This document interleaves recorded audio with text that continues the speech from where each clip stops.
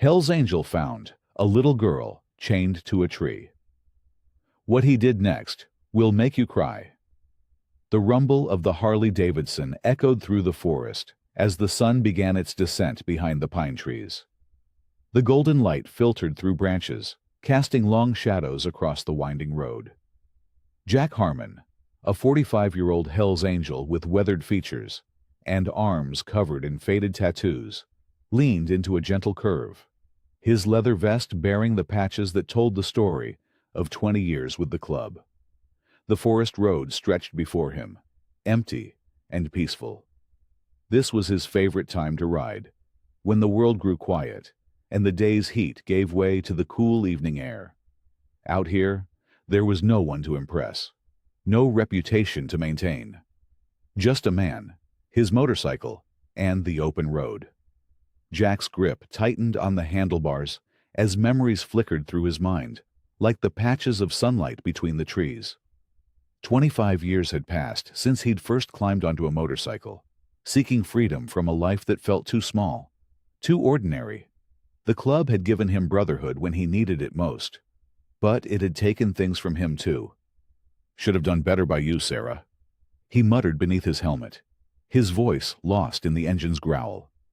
His ex-wife's face appeared in his mind. Younger then, hopeful, before disappointment had hardened her features. Their marriage had lasted 6 years before she'd finally had enough of the late nights, the dangerous business, and his inability to leave the life behind.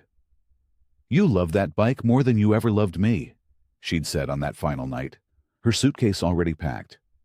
Maybe she'd been right. Jack eased off the throttle as the road narrowed, allowing himself to feel the weight of his solitude. The club was family. His brothers would take a bullet for him, and he for them.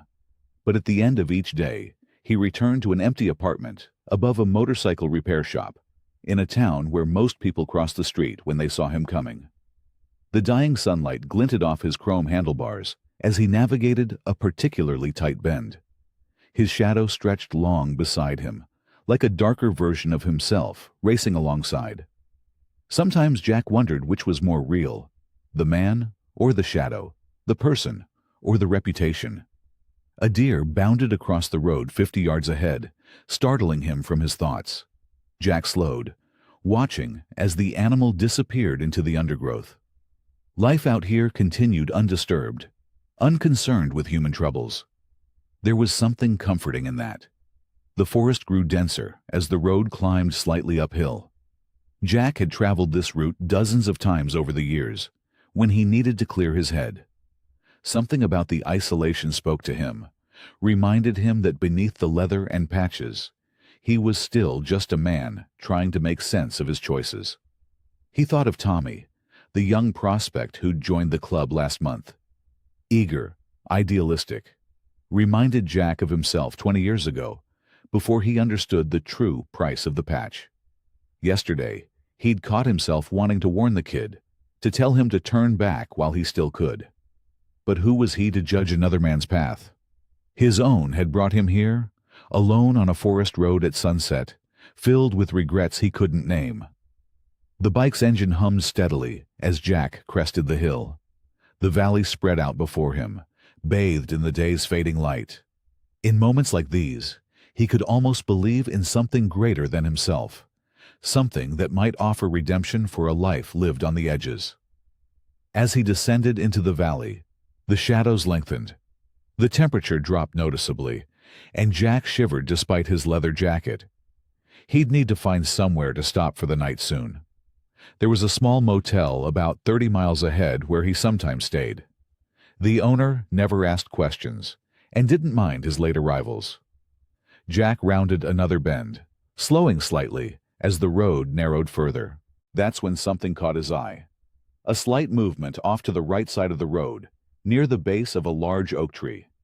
It was subtle, almost imperceptible in the growing darkness. He eased off the throttle, the bike's rumble quieting to a low growl. Most likely an animal, he thought. But something about the movement didn't seem right for wildlife. Too deliberate, too small. Jack guided his motorcycle to the side of the road and killed the engine.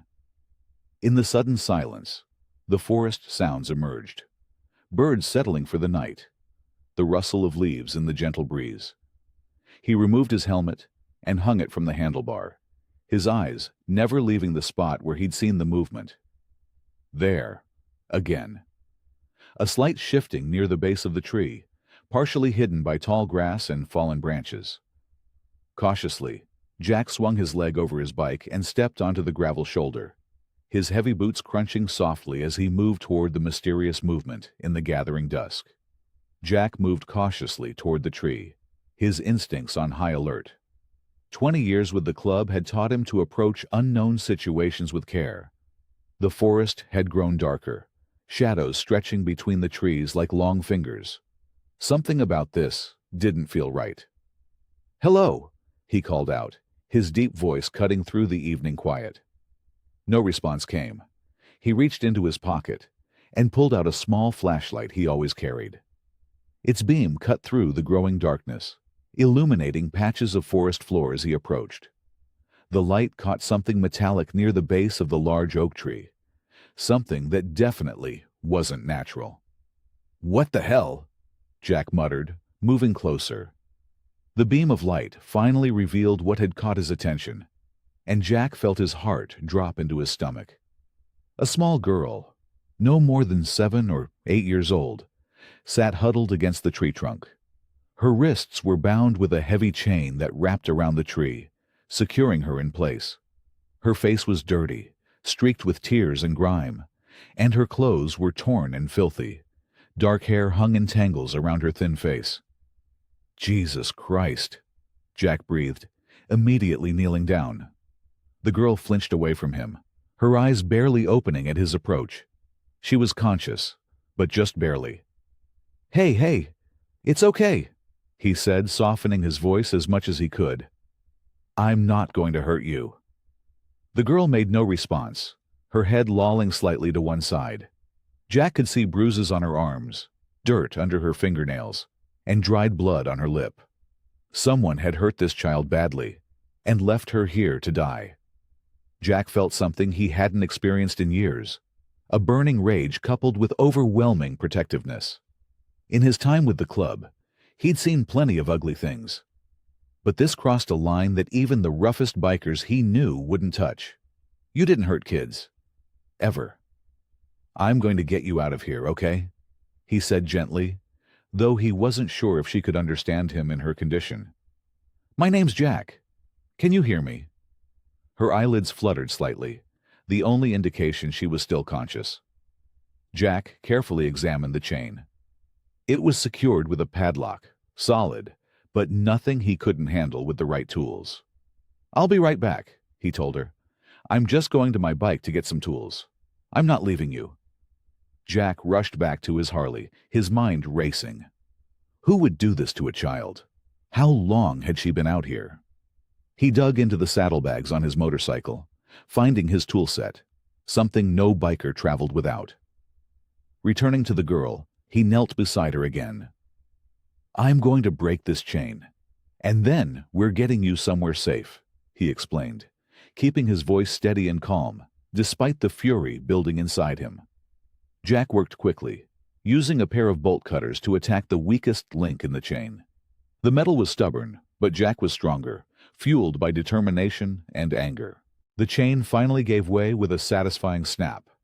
The girl's arms fell limply to her sides, the broken chain still attached to her small wrists. She was so weak, she couldn't even hold herself upright. As she started to slump forward, Jack caught her gently. "It's okay. I've got you," he said, carefully examining her for any immediate injuries that might make moving her dangerous.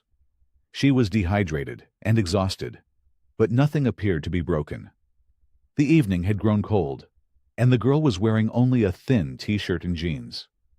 Jack shrugged out of his leather jacket, the one bearing his club patches and colors, and wrapped it around her tiny frame. It swallowed her completely, but would keep her warm.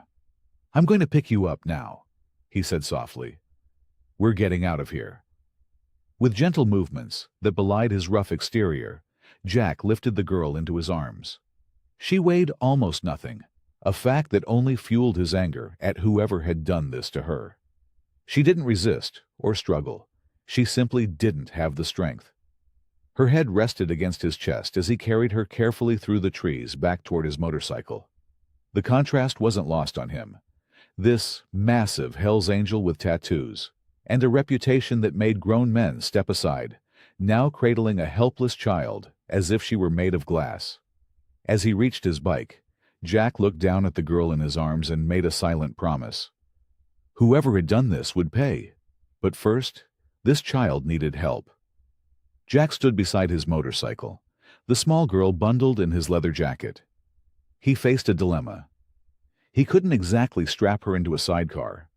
His, Harley, didn't have one. And he couldn't leave her here while he went for help. "All right, little one," he murmured. "We're going to have to ride together." He climbed onto his bike first, then carefully positioned the girl in front of him. She was so light, so fragile in his massive arms. Jack arranged her so she sat sideways across the seat, her head against his chest, his left arm holding her securely, while his right hand controlled the throttle. "I've got you," he promised as he kicked the Harley to life. The engine's rumble seemed to stir something in the girl. Her eyelids fluttered briefly. "That's good," Jack encouraged. "Stay with me now."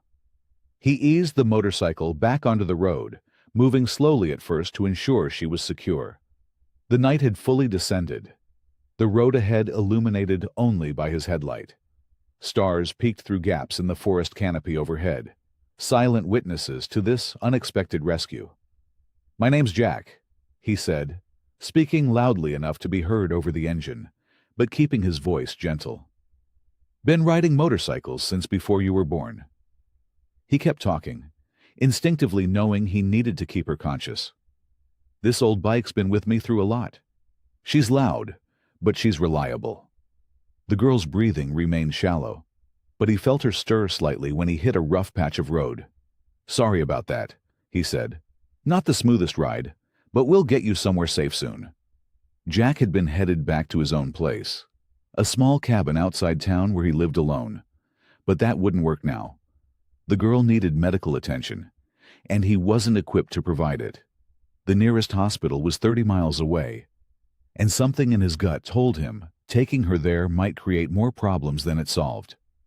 If someone had done this to her, they might be looking for her. No, he needed somewhere closer, somewhere safe, somewhere with people he trusted. "We're heading to a place where some friends of mine stay sometimes," he explained to the barely conscious child. "It's not fancy, but it's warm and safe. Nobody will hurt you there, I promise." The safe house was something the club maintained, a simple structure on the outskirts of town where members could lie low if needed. It wasn't used often these days, but it was stocked with basic supplies and had a first aid kit. More importantly, it was private. As they rode through the darkness, Jack kept talking, telling her about the constellations visible through the tree breaks, describing the forest animals that were probably watching them pass, even humming snatches of old rock songs. Anything to maintain that thin connection to consciousness. "Stay with me, little one," he urged, when he felt her growing heavier against him. Not much further now. The night had grown colder, and Jack hunched his body around the girl, trying to shield her from the wind. His jacket covered most of her, but her small face was exposed to the elements. He rode faster than was strictly safe, given his precious cargo, but each labored breath from the child increased his urgency. Finally, the turnoff appeared, an unmarked gravel road, barely visible in the darkness. Jack slowed the bike, navigating carefully over the uneven surface. After about half a mile, a small cabin came into view, nestled among the trees. "Here we are," Jack said, relief evident in his voice. "Told you we'd make it." He brought the motorcycle to a stop in front of the cabin and cut the engine. The sudden silence was profound, broken only by the ping of the cooling metal and the distant hooting of an owl. With practiced ease, Jack dismounted while keeping the girl secure in his arms. She seemed even smaller now, bundled in his jacket, her face pale in the moonlight.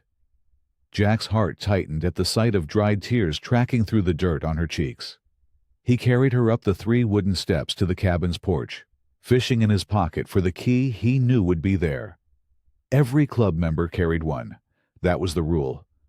The lock clicked open, and Jack shouldered his way inside. The cabin was dark and cool, but not uncomfortable.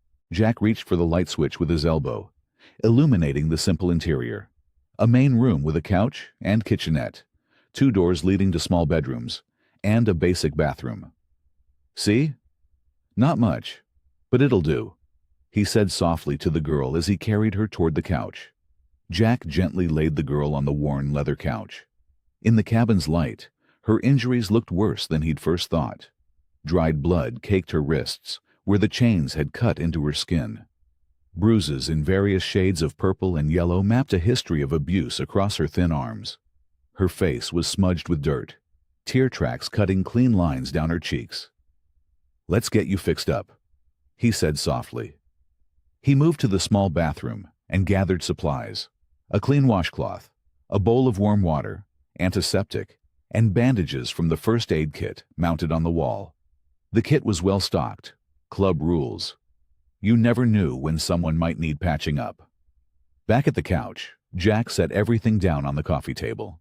The girl's eyes were open now, watching his every move. They were deep brown and filled with a wariness that broke his heart. "I'm going to clean those cuts, okay?" he explained, his gruff voice gentler than it had been in years. "Might sting a bit, but we need to get them clean." She didn't respond, but she didn't pull away either when he carefully took her small hand in his massive one. Jack dipped the washcloth in warm water and began to clean the dirt and blood from her wrist. She winced, but remained silent. "You're brave," he noted, working methodically. "Braver than some grown men I know." He cleaned both wrists, applied antiseptic, and wrapped them in clean bandages. Next, he dampened a fresh corner of the cloth and carefully wiped her face, removing the layers of dirt and tears. Beneath the grime was a young face. Maybe 6 or 7 years old, he guessed, with a small button nose and a dusting of freckles across her cheeks. "There you are," Jack said when her face was clean. "Bet that feels better." A flicker of something, maybe relief, crossed her face, but she remained silent. "You must be hungry," he realized, mentally cataloging what might be in the safe-house kitchen. The cabinets yielded some basics: crackers, canned soup, coffee. Jack heated the soup on the small stove while keeping the girl in his line of sight. She hadn't moved from the couch, her eyes tracking him like he might disappear, or worse, turn on her, at any moment. "It's just chicken noodle," he said, bringing over a mug filled with soup. "Nothing fancy." He sat beside her, careful to leave space between them. "Can you hold this? It's not too hot." Her hands trembled as she took the mug, and Jack steadied it with his own hand. "Small sips," he advised. "No rush." She took a tentative sip, then another. Jack smiled as some color returned to her pale face. "That's it. Good job." When the soup proved too much for her to finish, Jack set it aside and offered a cracker instead. She took it with fingers that still shook slightly and nibbled at the edges. "Listen," Jack said, keeping his voice low and even. "I know you're scared. You've got every right to be. But you're safe here. Nobody knows about this place except people I trust, and I'm not going anywhere." The girl watched him, eyes wide and uncertain. "Do you have a name?" he asked gently. She looked down at her bandaged wrists, then back at him. Her lips parted slightly, but no sound came out. "That's okay," Jack assured her. "You don't have to talk until you're ready." He noticed her eyelids growing heavy, the adrenaline that had kept her alert finally wearing off. Jack found a blanket in one of the bedrooms and brought it back. "You should rest," he said, draping it over her. "I'll be right here." The girl's eyes darted around the room, fear returning. "I promise," Jack said, understanding her worry. I'm not leaving. To prove his point, he settled into the armchair next to the couch. The girl watched him for a long moment, then slowly extended her small hand toward him. Jack hesitated, then carefully took it in his own. Her fingers curled around his thumb, such a small hand against his weathered one. The contrast wasn't lost on Jack. How long had it been since anyone had reached for him like this? Since anyone had trusted him? The girl's breathing gradually slowed and deepened as she drifted toward sleep, but her grip on his hand remained firm. Even in sleep, she was afraid to let go. Jack watched as her face relaxed, the worry lines smoothing out. She looked peaceful now, the fear temporarily banished by exhaustion. Outside, the night deepened. Jack sat motionless, his hand holding hers, a silent guardian through the dark hours. His mind raced with questions. Who had done this to her? Who was missing her? What would he do when morning came? But for now, those questions could wait. For now, his only job was to keep her safe, to be the protection she so desperately needed. The first rays of dawn filtered through the dusty blinds, casting golden strips across the safe house floor. Jack hadn't moved much during the night, dozing in short bursts while maintaining his vigil.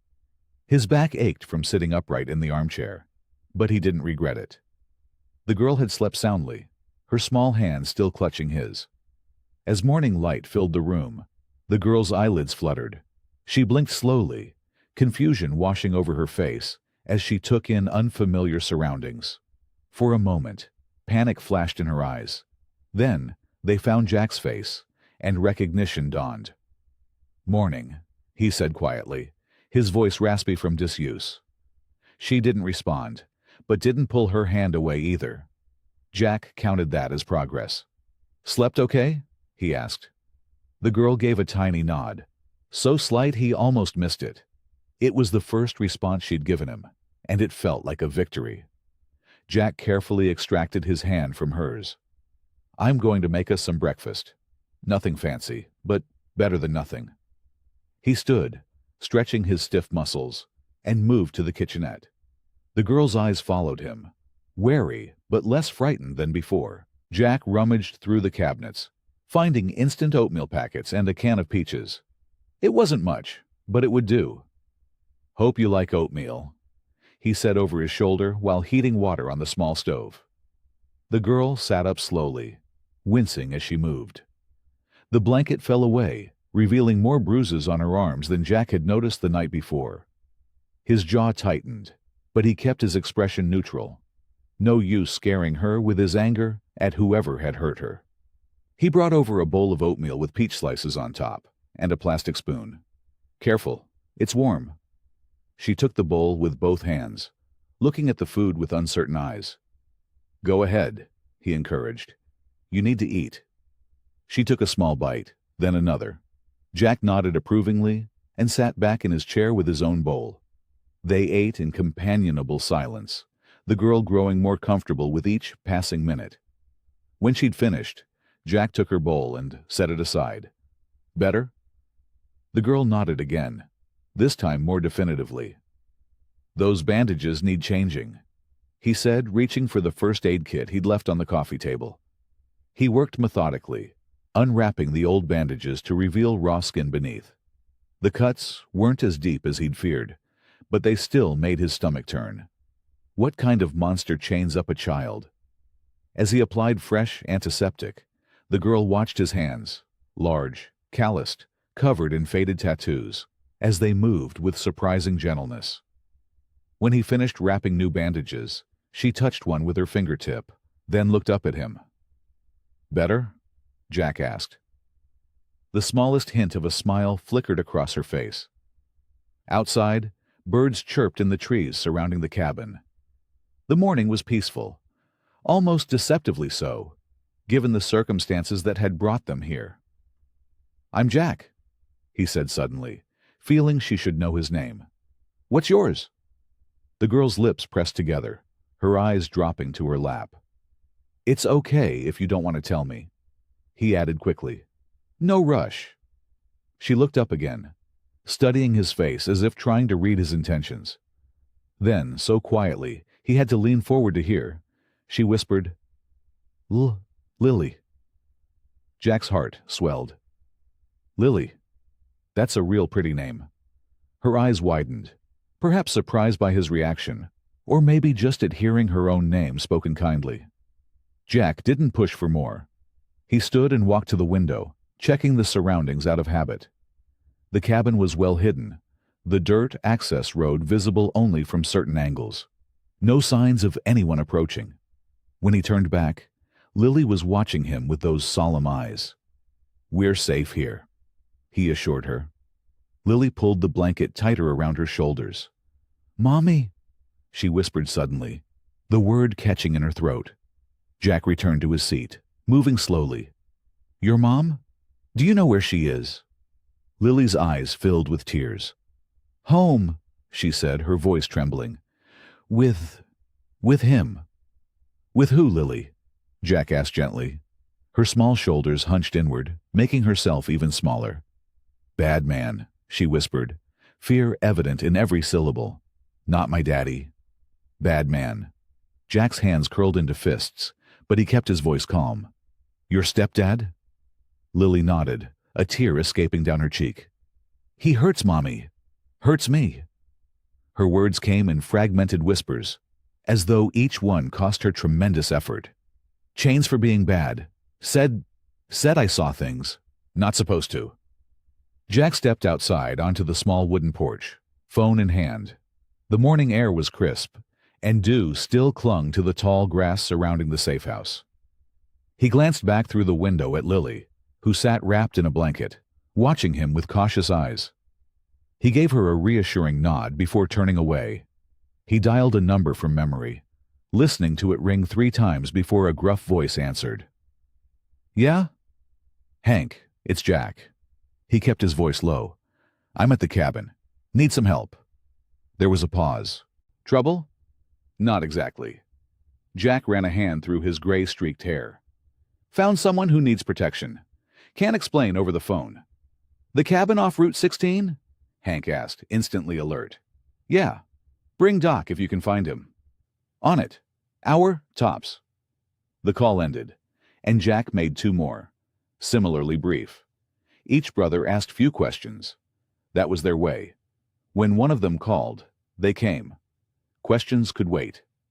Jack returned inside to find Lily exactly where he'd left her, her eyes never having left the door. She visibly relaxed when he reappeared. "Some friends of mine are coming," he explained, sitting across from her. "Good people. They'll help us figure this out." Uncertainty flashed across her face. "They look scary," Jack admitted with a small smile. "But they're okay. I promise." He spent the next hour moving around the cabin, straightening things up, finding clean clothes for Lily from a forgotten duffel bag in a closet, probably left by someone's girlfriend months ago. The clothes were too big, but better than what she had. Just after 10 o'clock, the rumble of motorcycles approached. 1, then 2 more. Jack saw Lily, tense at the sound.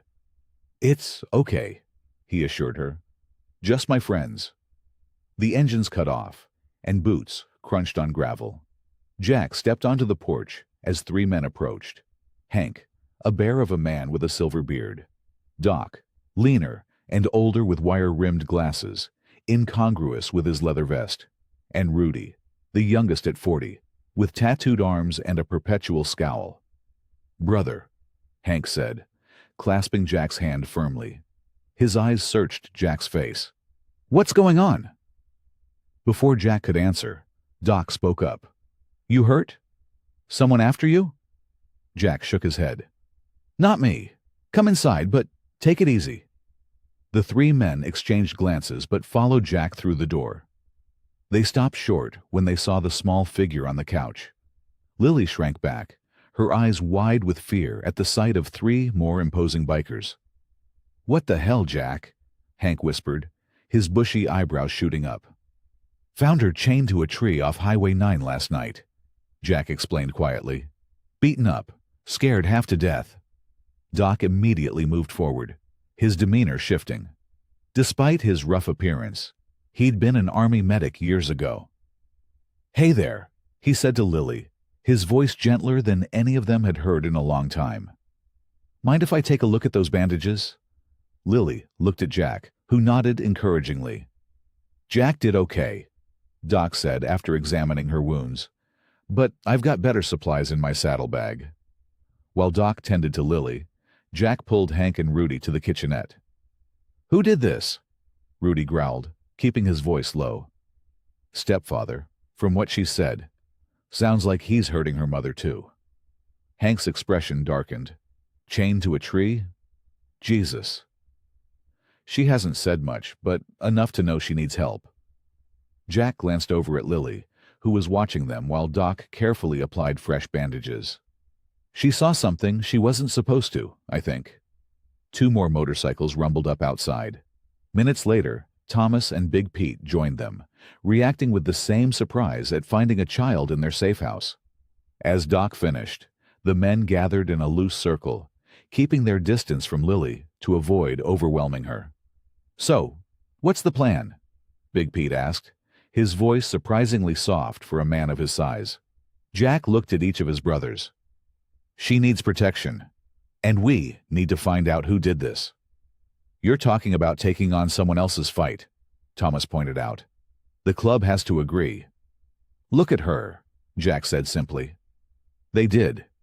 The little girl sat with her knees pulled up to her chest, making herself as small as possible.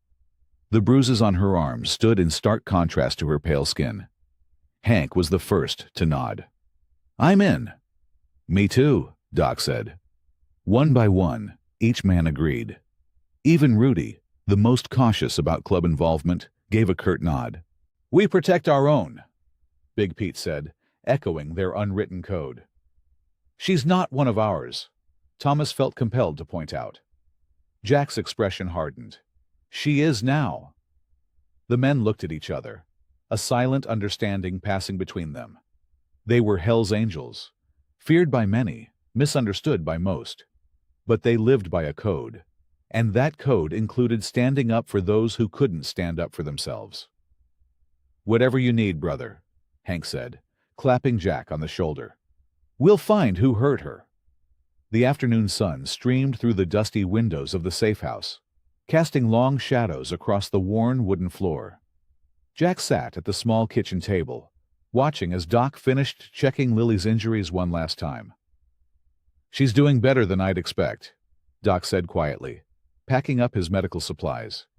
"Kids are resilient, but still—" He shook his head, unable to finish the thought.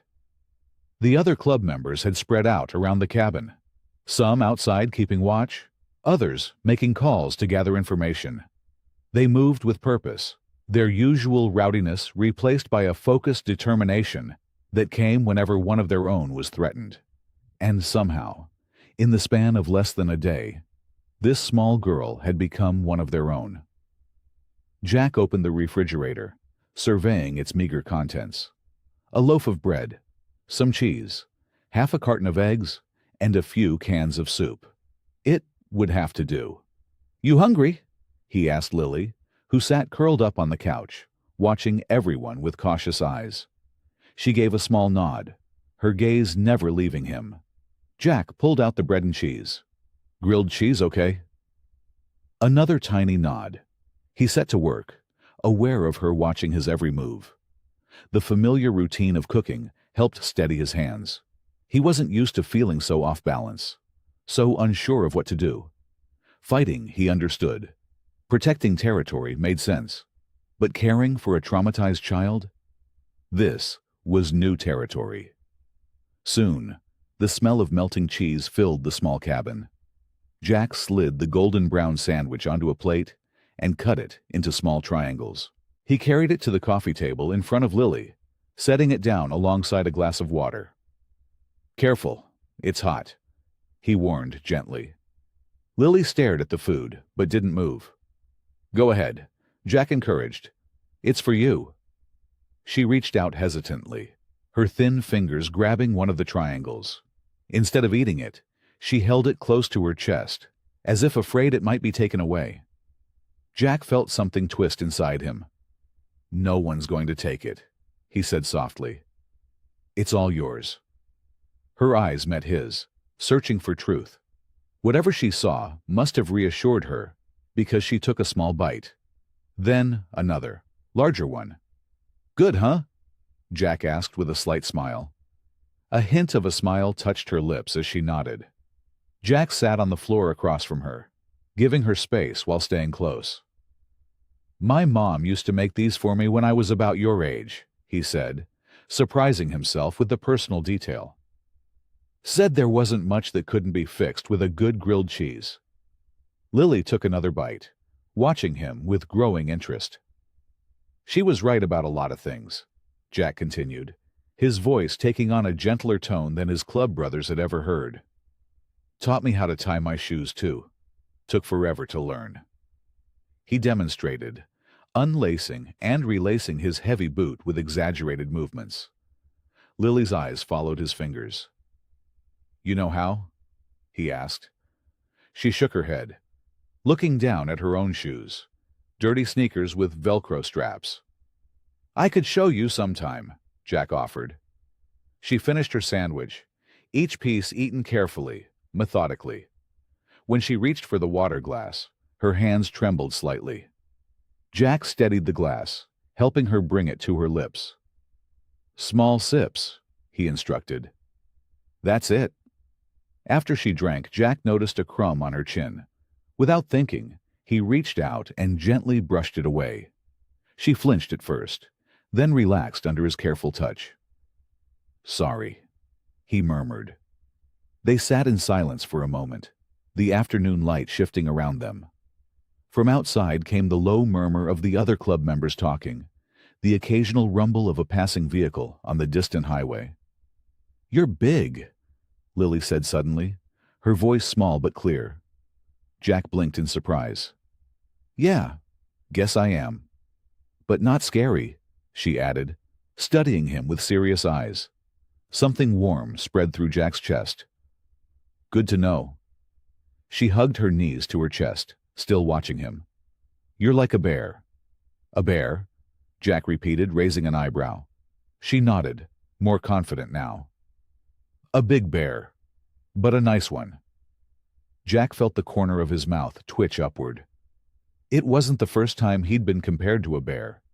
Usually it was by people terrified of him, seeing only his size and strength as threatening.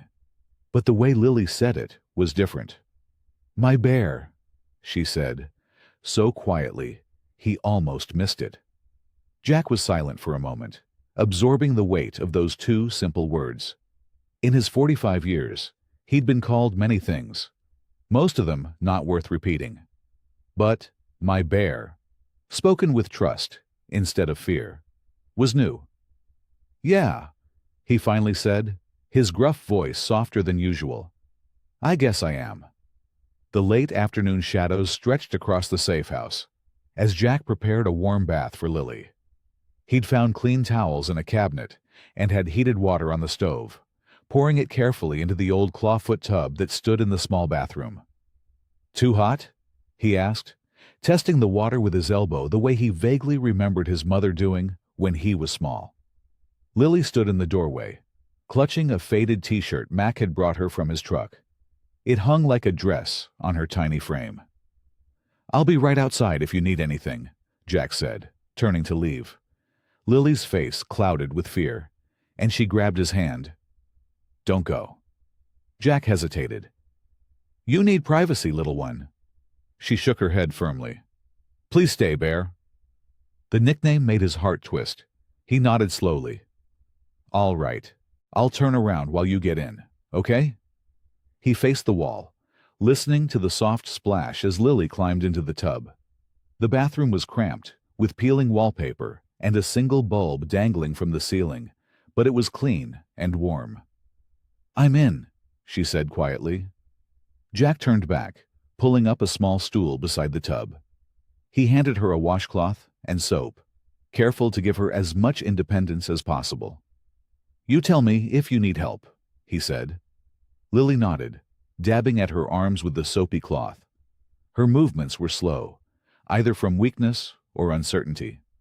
Jack watched, noticing how she favored her right arm, likely bruised from the chain that had held her. "Let me help with your hair?" he offered after a few minutes. After she nodded, he rolled up his sleeves, revealing tattooed forearms marked with faded ink and old scars. With unexpected gentleness, he cupped water in his large hands and poured it over her hair, careful to keep it from her eyes. "My sister had long hair," he said, working a small amount of shampoo into Lily's tangled locks. "Used to let me practice braiding it when we were kids." Lily relaxed slightly under his careful ministrations. "Where is she now?" Jack's hands paused briefly. "Gone. Long time now." "Like my daddy," Lily whispered. Jack nodded, resuming his work. "Yeah, like that." He helped her rinse, supporting her back as she leaned backward into the water. That's when he noticed it. A thin leather cord around her neck, partially hidden by soap bubbles. It had been concealed beneath her dirty clothes and the grime on her skin. "What's this?" he asked, his finger gently touching the cord. Lily's hand flew to her neck, clutching the hidden item. "Mommy said never take it off. It's special." Jack nodded, understanding the importance of treasures. "Can I see? I won't take it. Promise." Hesitantly, Lily released her grip. From beneath the water, she pulled up a small, tarnished locket. It was oval-shaped, no bigger than a quarter, with delicate engravings nearly worn smooth by time and handling. "It's beautiful," Jack said. "Your mom gave you this?" Lily nodded. "For protection. It has magic." Jack smiled slightly at her childish certainty. "Magic, huh?" "It keeps me safe," she insisted, her eyes serious. "Mommy said the person inside watches over me." Jack's curiosity deepened. "May I?" he asked, holding out his hand. Lily thought for a moment, then nodded, leaning forward so he could examine the locket without removing it from her neck. The clasp was stiff, probably from water damage, and years without opening. Jack used his thumbnail carefully, not wanting to break this precious item. Finally, with a small click, the locket opened. Inside, protected by a cloudy piece of plastic, was a faded photograph. Jack squinted to make it out in the dim bathroom light, expecting to see Lily's father, or perhaps her mother. Instead, he found himself staring at a face he knew intimately, his own. Much younger, maybe 20 years ago, with fewer lines and a defiant stare. His hair was shorter, his beard less gray, but unmistakably him. Jack's hands went still. The bathroom seemed to tilt around him as he stared at the impossible image. "That's you," Lily said simply, as if it were the most natural thing in the world. "Bear." Jack couldn't speak. He sat frozen, the open locket in his hand, staring at a connection he couldn't begin to understand. Jack's mind raced as he stared at the worn photograph in the locket. His own face, younger but unmistakable, looked back at him from Lily's treasured possession. The bathroom suddenly felt too small, the air too thick to breathe properly. "Bear?" Lily's small voice pulled him back to the present. "Are you okay?" He closed the locket gently and helped Lily finish her bath, his movements mechanical as his thoughts tumbled over each other. Once she was dried and dressed in the oversized t-shirt and a pair of sweatpants Mac had rolled up at the ankles, Jack settled her on the couch with a coloring book another club member had brought. "I'll be right over there," he said, pointing to the kitchen table just a few feet away. "Just need to think for a minute." Lily nodded, already focused on selecting the right crayon for her picture. Jack sank into a wooden chair, running his hands through his gray-streaked hair. The photograph couldn't have been taken more than 20 years ago. He could tell by the leather cut he'd been wearing, one he'd gotten when he first patched into the club.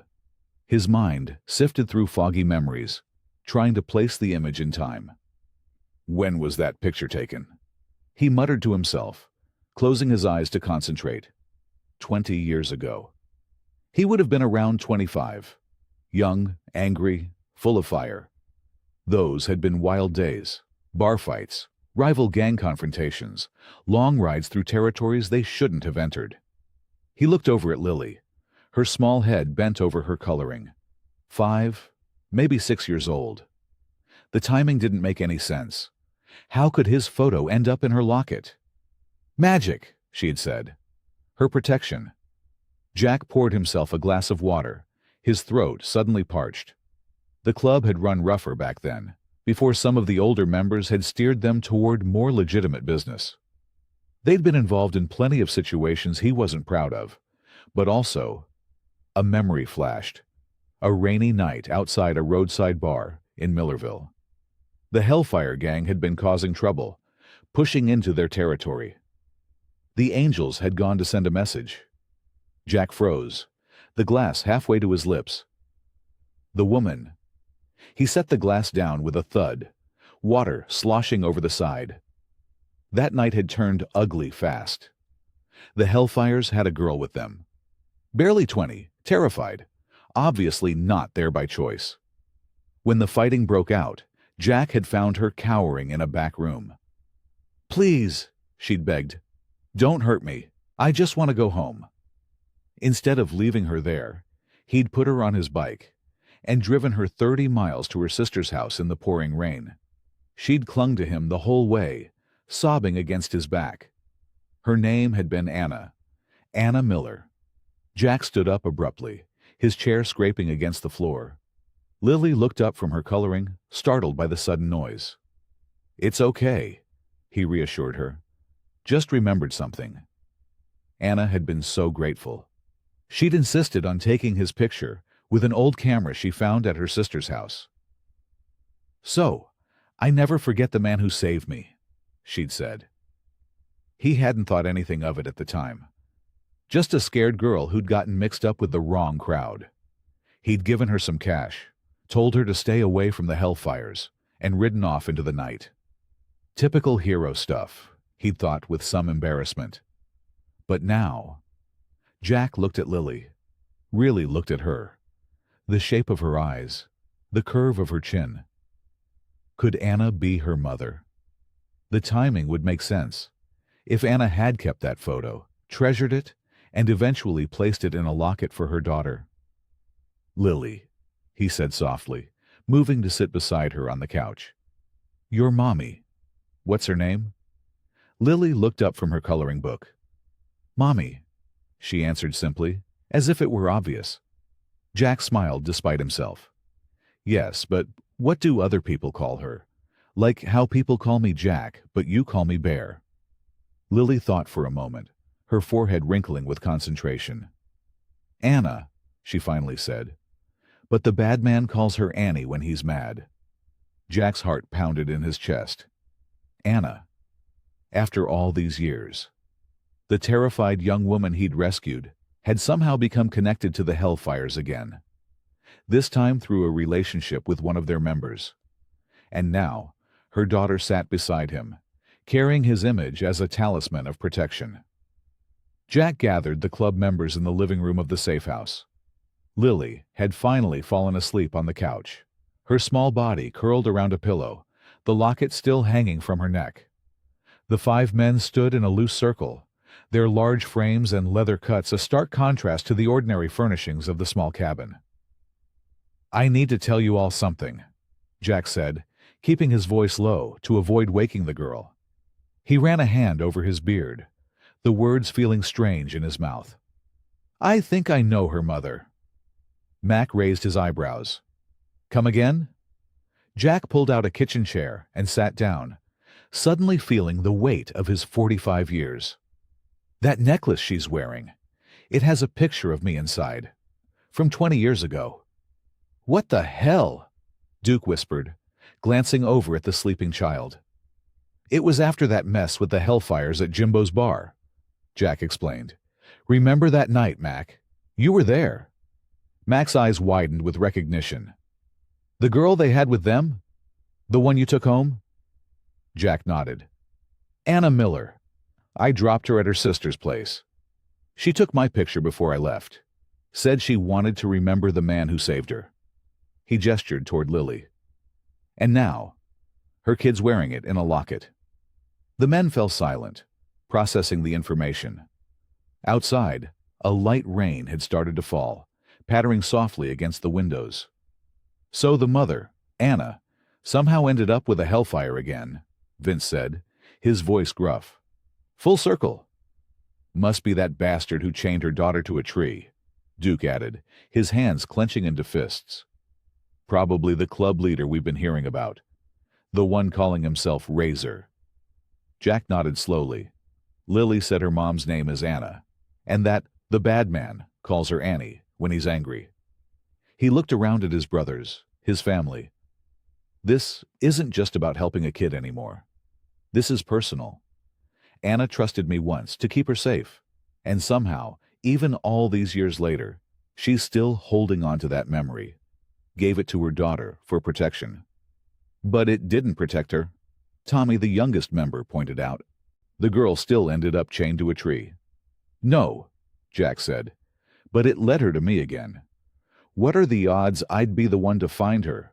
Of all the roads, all the places she could have been left? He shook his head, still amazed by the coincidence. Mac placed a heavy hand on Jack's shoulder. Some things don't happen by chance, brother. Some things are meant to be. Duke nodded in agreement. The universe has a way of connecting the dots, even when we can't see the pattern. Jack looked at each of his brothers, gratitude welling in his chest. These men, tough as they were, understood what he was feeling without him having to explain it. We need to find Anna, Vince said, determination hardening his features. If this Razor guy did this to the kid, no telling what he might do to her mother. I've got contacts in town who might know something about the Hellfire's movements, Tommy offered. I can start asking around in the morning. I'll check with our friends at the sheriff's department, Mac added. See if there have been any reports filed about a missing girl or domestic disturbances involving the Hellfires. The men continued planning, their voices a low rumble of determination and purpose. Jack listened, occasionally adding his thoughts, but his eyes kept drifting back to Lily. The connection between them wasn't just chance. It was as if some invisible thread had been pulling them together across the years. We protect our own, Duke said finally, summing up the group's feelings. And whether she knows it or not, Anna's been part of our extended family since you helped her all those years ago, Jack. Her daughter, too. The others nodded in agreement, their expression solemn and resolved. Whatever it takes, Vince added. We find the mother and make sure both of them are safe. And then we deal with whoever did this. As if sensing they were talking about her, Lily stirred in her sleep, her small hand reaching up to touch the locket around her neck. Jack moved to adjust the blanket over her shoulders, and her eyes fluttered open briefly. Bear? She murmured sleepily. I'm here, he assured her. Go back to sleep. You're safe. She drifted off again, secure in his promise. Jack turned back to his brothers, his resolve stronger than ever. Let's find Anna, he said simply. The safe house came alive with purpose by midday. Jack watched as his brothers prepared to head out, each man checking his phone and tucking weapons discreetly into jackets and boots. They moved with the quiet efficiency of men who had worked together for years, needing few words to coordinate their efforts. I'll stay with Lily, Jack told them, his voice low as he glanced toward the bedroom where she was napping. She still gets scared when I'm not around. Mac nodded, zipping up his leather jacket. Probably for the best. You're the only face she trusts right now. The men gathered in the small kitchen for a final briefing. Tommy, the youngest at 32, had already mapped out several locations on his phone where Hellfire members were known to gather. Duke and the first will hit the Rusty Nail first, Tommy said, referring to a bar on the edge of town. My cousin Ten's bar there? Says Hellfire guys have been coming in more often lately, throwing money around. Vince, a former military man with sharp eyes and a perpetual frown, checked his watch. Mac and I will talk to Sheriff Wilson. He owes us after that business with his son last year. Remember, Jack warned, we're just gathering information, no confrontations. He looked each man in the eye. We need to know exactly what we're dealing with before we make any moves." The men nodded in understanding. Despite their rough appearances, the tattoos, scars, and leather cuts marking them as Hell's Angels, they were disciplined and strategic. This wasn't just about revenge. It was about protecting a child and finding her mother. "Call if anything changes," Jack added as they headed for the door. "And watch your backs." After they left, the safe house fell quiet, except for the occasional creaking of the old wooden floors. Jack made himself a cup of coffee and sat at the kitchen table, the locket in his hand. He'd borrowed it from Lily while she slept, promising himself he'd return it before she woke. The photo inside was yellowed with age, a much younger version of himself, clean-shaven with fewer lines around his eyes, standing beside his bike. He barely recognized the man he'd been back then. Life had hardened him since, but looking at the picture, he remembered Anna's gratitude, her shy smile as she snapped the photo with a disposable camera. "What happened to you, Anna?" he whispered to the empty room. Hours passed slowly. Jack kept himself busy, cleaning the kitchen, checking on Lily, and preparing a simple dinner of spaghetti and meatballs. Lily helped, standing on a chair to stir the sauce, her small face serious with concentration. "My mom makes sketty too," she told him, carefully holding the wooden spoon. "Does she?" Jack asked gently. "Is it good like this?" Lily nodded. "But she puts cheese on top." "Well, we've got cheese," Jack said, opening the refrigerator. "We'll do it just like she does."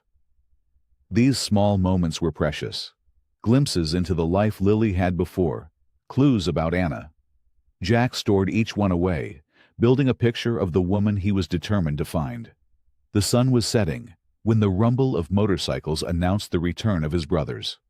Jack felt tension rise in his shoulders as he met them at the door. They filed in, faces grim with new knowledge. Lily, sensing the change in atmosphere, pressed herself against Jack's leg, suddenly shy again. "What did you find?" Jack asked, keeping his voice calm for Lily's sake. Mac shook his head slightly. "Not here," he muttered, nodding toward the child. Jack understood. "Hey, Bear Cub," he said, using the nickname he'd given Lily earlier that day. "Why don't you go pick a movie for us to watch after dinner? The DVDs are in the cabinet under the TV."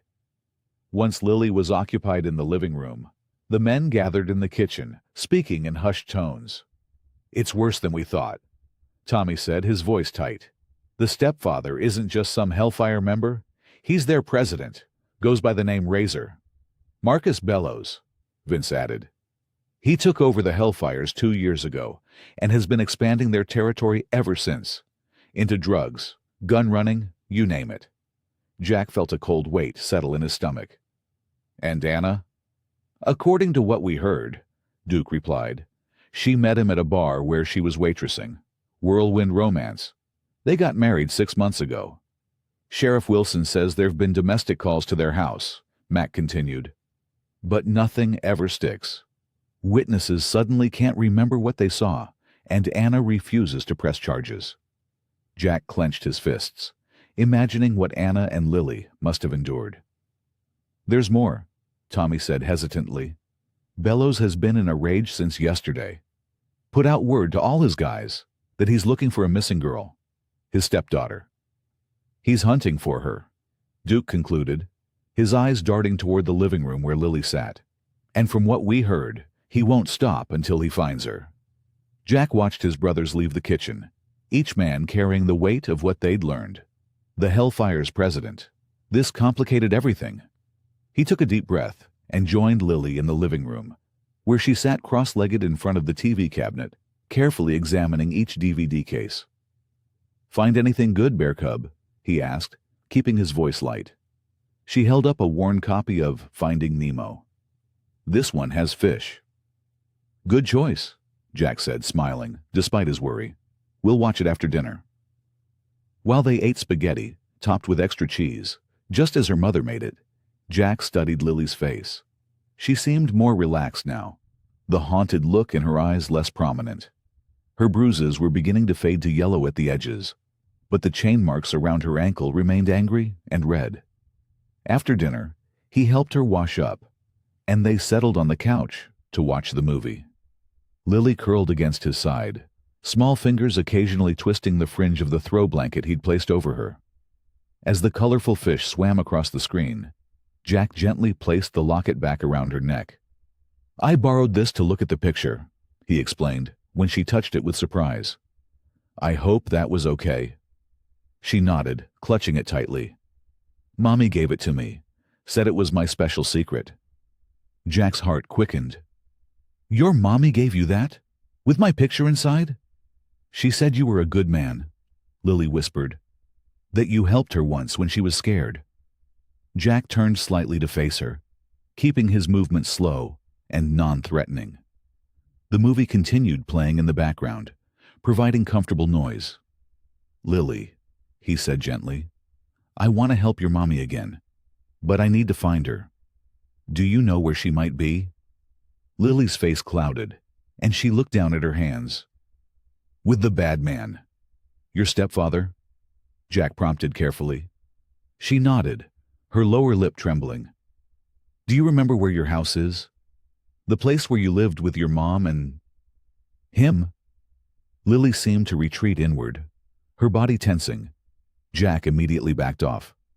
"It's okay. You don't have to talk about it if it scares you." They sat in silence for a few minutes, watching as Marlon searched desperately for his son in the vast ocean. Lily seemed transfixed by the father's determination. "We had a blue door," she said suddenly, "with numbers, 147. Jack tried not to react too eagerly. "That's very helpful, Lily. Do you remember what your street was called?" She shook her head. "But there was a big tree out front, and—" Her voice trailed off as she seemed to struggle with a memory. "Take your time," Jack encouraged. "A school," she said finally. "I could see a school from my window, with a red playground." Jack nodded, filing away these details. "Did you go to that school?" "No. Mommy taught me at home. She said it was safer." The implications of that statement made Jack's jaw tighten, but he kept his expression neutral. "What about other places? Did your mommy go anywhere special? Maybe to work or visit friends?" Lily twisted her fingers in the blanket. "She works at the flower store, with the yellow awning." Her face brightened slightly. "I help her water the plants sometimes." "That's wonderful, Lily. Do you remember the name of the flower store?" "Petal something." She frowned in concentration. "Petal Palace. That's it." Jack smiled. "You're doing great, Bear Cub." He paused, considering how to phrase his next question. "When the bad man took you to the woods, do you remember how long you drove to get there?" Lily's eyes grew distant. "It was dark already. I counted songs on the radio. 5 songs. Then we stopped." "And did you see anything else before you were in the woods? Any buildings or signs?" "We crossed a big bridge," she said, "and there was a sign with a deer on it." These were significant clues. Jack made a mental note to tell the others. "Is Mommy okay?" Lily asked suddenly, her voice small and frightened. Jack chose his words carefully. "I don't know, sweetheart. But my friends and I are going to find her and make sure she's safe. Just like you're safe now." Tears welled in Lily's eyes. "He hurts her too, when she tries to stop him from hurting me." Jack gently wiped a tear from her cheek. "You're both very brave. And you've helped us a lot by telling me about the blue door and the flower shop." As the movie played on, Lily gradually relaxed against him again. Jack stroked her hair softly until her breathing deepened with sleep. Only then did he carefully extract himself and walk to the kitchen, where he found Tommy sitting at the table. "I heard most of that," Tommy said quietly. "It's enough to start with." Jack nodded. "House number 147, near a school with a red playground. And she works at Petal Palace Flower Shop." "There's only one Petal Palace in the county," Tommy replied, already typing on his phone. It's in Riverdale, about 15 miles south. For the first time since finding Lily, Jack felt a surge of hope. They had a starting point. They would find Anna. The night wrapped around the safe house like a protective blanket.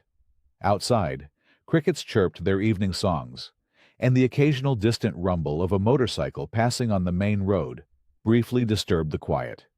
Inside, the small cabin had transformed into a fortress. Jack stood by the window, peering through a narrow gap in the curtains. The moonlight cast long shadows across the yard, but nothing moved except the gentle swaying of tree branches in the breeze. Behind him, Lily slept peacefully on the couch, her small chest rising and falling in a steady rhythm. "Perimeter secure," Diesel whispered as he entered from the back door. His massive frame seemed too large for the small kitchen doorway. Despite his intimidating appearance, arms covered in tattoos, and a thick beard that hid most of his face, he moved with surprising quietness. "Tommy and Hawk are taking first watch outside." Jack nodded. "Thanks, brother." Diesel glanced at the sleeping child. "She looks better. Less scared." "She's getting there," Jack agreed. "Still has nightmares, though." The big man's face hardened. "We'll find that piece of garbage stepfather. Make him pay." Jack rubbed his tired eyes. "First we find her mother, Anna. That name ring any bells yet, from your past?" "Some," Jack admitted. "I've saved a few people over the years. Hazard of the life." He shrugged, not wanting to elaborate on the violence that sometimes followed their club. "But I remember a woman about 7, 8 years back. Dark hair, scared eyes. Boyfriend was roughing her up at a gas station outside of Millerville." Diesel leaned against the wall. "What did you do?" "What needed doing," Jack said simply. "Gave her some cash, told her to run. Never knew what happened to her after." "Until now," Diesel said, nodding toward Lily. The two men fell silent as Lily stirred in her sleep, her forehead creasing. Jack moved to her side immediately, his weathered hand gently stroking her hair until the tension left her face. "You're good with her," Diesel observed. Jack didn't respond.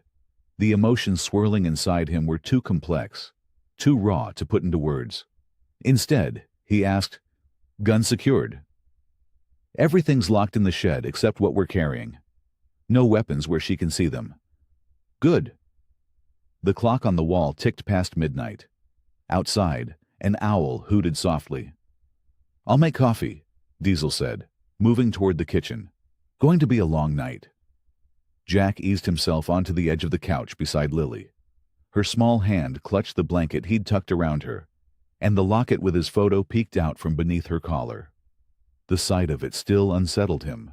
This connection across time, this strange twist of fate that had brought their lives together again. One by one, the other club members came through for their shifts. Cooter brought a map of the county, marking potential locations based on Lily's descriptions. Snake reported that their scouts had confirmed activity at the Hellfire's main clubhouse. Unusual for this time of night. "They're looking for her," Snake said grimly. "Word is, the stepfather's offering a reward." Jack's jaw tightened. "Double the guards. No one gets within a mile of this place without us knowing." Throughout these exchanges, Lily slept on, exhaustion from her ordeal still evident in the shadows beneath her eyes. When she whimpered in her sleep, Jack was there instantly, his rough hand engulfing her tiny one. "It's okay, bear cub," he murmured. "You're safe." Around 3 in the morning, the safe house settled into watchful silence. Diesel and Snake took up positions outside, while Cooter dozed in the kitchen chair, his hand resting on his holstered gun. Jack remained by Lily's side, unable to leave her even as exhaustion pulled at him. In the dim light of the single lamp, he studied her face. She was so small, so fragile, and yet she had survived horrors no child should ever know. The chain marks around her ankle would heal, but the scars inside might never fade completely. "I'll find your mom," he whispered, though she couldn't hear him. And I'll make sure nothing ever hurts either of you again." It was a promise made in the quiet dark, weighted with his full intention. Jack Burke, feared enforcer of the Iron Wolves chapter of the Hells Angels, placed his calloused hand gently over Lily's smaller one and silently renewed his vow. He had failed to protect them once before, walking away after that brief encounter years ago. He wouldn't fail them again. Morning light crept through the curtains of the safe house, casting long shadows across the worn wooden floor. Jack stood by the kitchen counter, a steaming mug of black coffee warming his hands.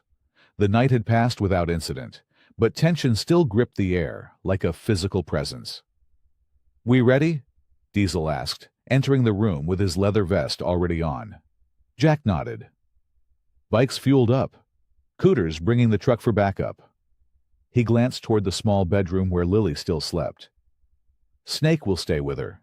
They seemed to bond over those pancakes yesterday." Lily had taken to the youngest member of their club, giggling when he flipped pancakes in the air and made faces with the batter. Snake, despite his intimidating name, had a gentle way with the child that surprised everyone. "She'll be safe here," Diesel confirmed. "We've got Miguel and Hawk on perimeter duty all day. Nobody gets close." The rest of the club members began filtering into the kitchen. Cooter arrived with a detailed map spread across the table.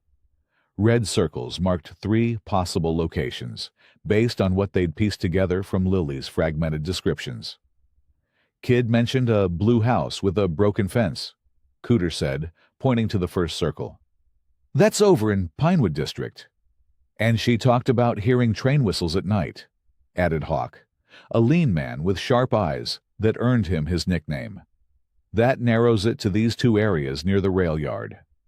Jack studied the map, his weathered face set in concentration. "Her mother worked somewhere with flowers in the name. Any ideas?" "Already checked," Diesel said. 3 places: Flower Basket downtown, Blooming Good in the mall, and Rose's Florals near the industrial park. Jack nodded. "Split into teams. Cooter and I will take the Pinewood location and Rose's Florals. Diesel, you and Hawk check the rail yard spots and the other flower shops." "What about the stepfather's crew?" Cooter asked. "The Hellfires could have eyes everywhere." "Keep it low profile," Jack instructed. "No colors, no patches. Just look like regular guys out for a ride." He glanced at their assembled group and almost smiled. Even without their Hells Angels insignia, they were hardly inconspicuous with their tattoos and weathered faces. "At least try." The men nodded, understanding the stakes. This wasn't club business in the usual sense. This was personal now, especially for Jack. Before leaving, Jack knelt beside Lily's bed. The girl was just waking up, rubbing sleepy eyes with small fists. "Bear," she murmured, reaching for him. "I'll be back soon, cub," he promised, his voice gentler than any of his brothers had ever heard it. "Snake is going to stay with you. You like his pancakes, right?" She nodded, a tiny smile appearing. "With blueberries?" "You bet," he said, smoothing her tangled hair. "I'm going to find your mom today. You remember what she looks like?" Lily nodded solemnly. "Pretty, sad eyes. Like the sky when it's going to rain."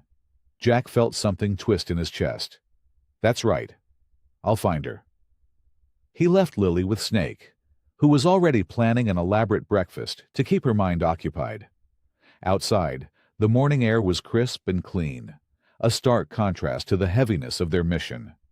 The men mounted their bikes with practiced ease. Engines growled to life, a sound that usually brought Jack comfort. Today, it just reminded him of the urgency of their task. They rode in formation down the rural roads, splitting at the highway junction.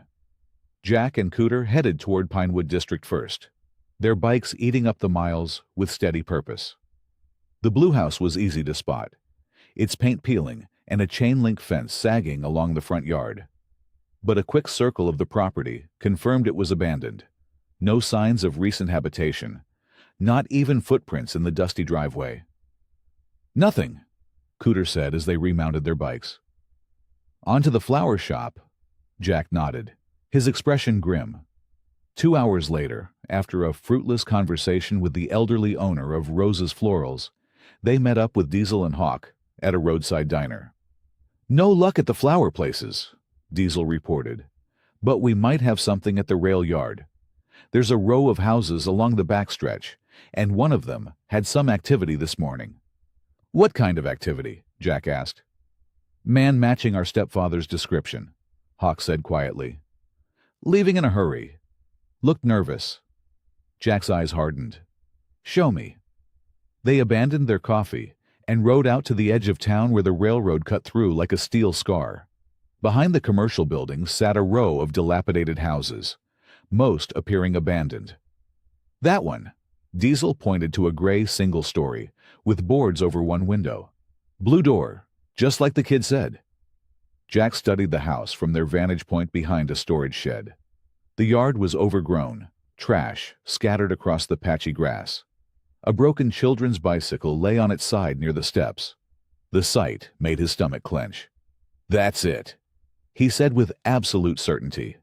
"That's where he kept them." Jack signaled to the others to cut their engines. The silence that followed felt heavy, broken only by the distant rumble of a freight train. "Cooter, circle around back," Jack instructed in a low voice. "Diesel, you're with me.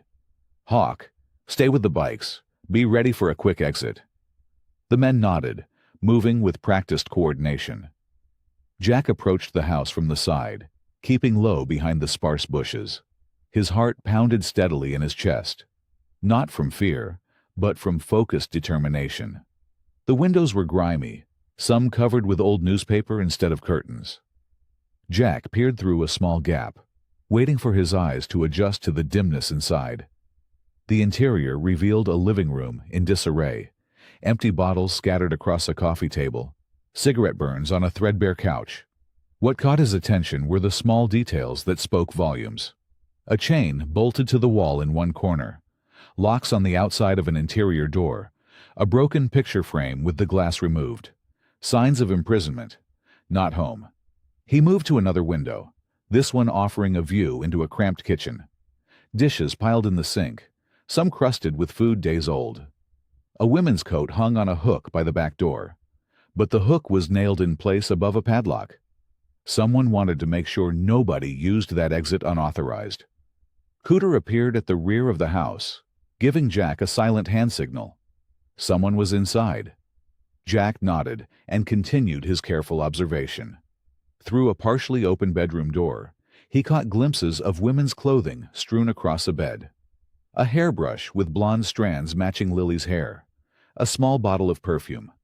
The only item in the house that seemed to be treated with any care. Movement caught his eye. A woman entered the bedroom, her thin frame moving with nervous energy. Though he could only see her partially, Jack recognized something in her posture. A perpetual flinch, as if expecting a blow at any moment.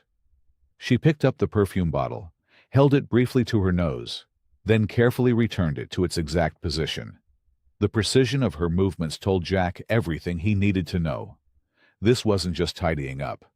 This was fear of consequences for disturbing anything. Jack signaled to Diesel, who moved around to watch the front while Jack joined Cooter at the back. "She's alone," Cooter whispered. "Saw her through the kitchen window. Looks scared. Jumps at every sound." "Any signs of her being free to leave?" Jack asked. Cooter shook his head. "Doors have padlocks on the outside. Plus this." He pointed to a small device mounted above the back door, a simple alarm that would trigger if the door opened. They watched as the woman moved to the kitchen. Up close, Jack could see her more clearly now. Her face carried the same delicate features as Lily, but with hollowed cheeks and dark circles under vacant eyes. She moved mechanically, checking the locks on windows, straightening items on counters, erasing any signs of her own presence. When the phone rang, she startled violently, nearly dropping the glass she held. She answered it with trembling hands. "Yes," I'm here. Her voice barely carried through the window. No, I haven't left. Yes, I checked all the locks. I know what happens if... Her voice broke. Please don't hurt her. I'll do anything. Jack's jaw tightened. He'd seen enough. This wasn't a willing participant in Lily's abuse. This was another victim.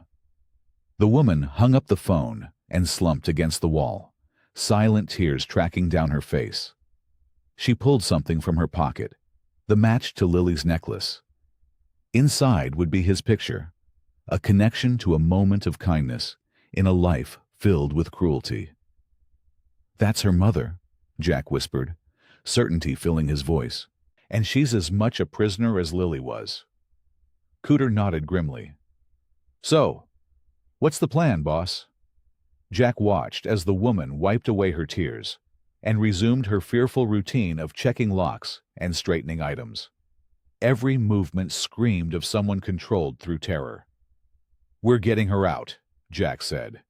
But we need to be smart about it. That call means the stepfather is checking in. If she disappears, he'll know something's wrong. They retreated silently back to where Hawk waited with the bikes. Jack's expression was stone, but his eyes burned with renewed purpose. We found her, he told Hawk, and she's not with him by choice. The safe house hummed with tension as daylight faded. Jack stood at the window, watching the last streaks of orange disappear behind the trees. Behind him, the club members gathered around the kitchen table, their usual rowdy demeanor replaced by focused determination. She's basically a prisoner in there, Jack explained, turning back to face his brothers. That house is locked up tight. Padlocks on the outside of doors, window alarms.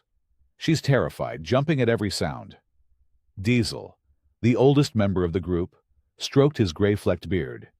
And you're sure she's Lily's mother?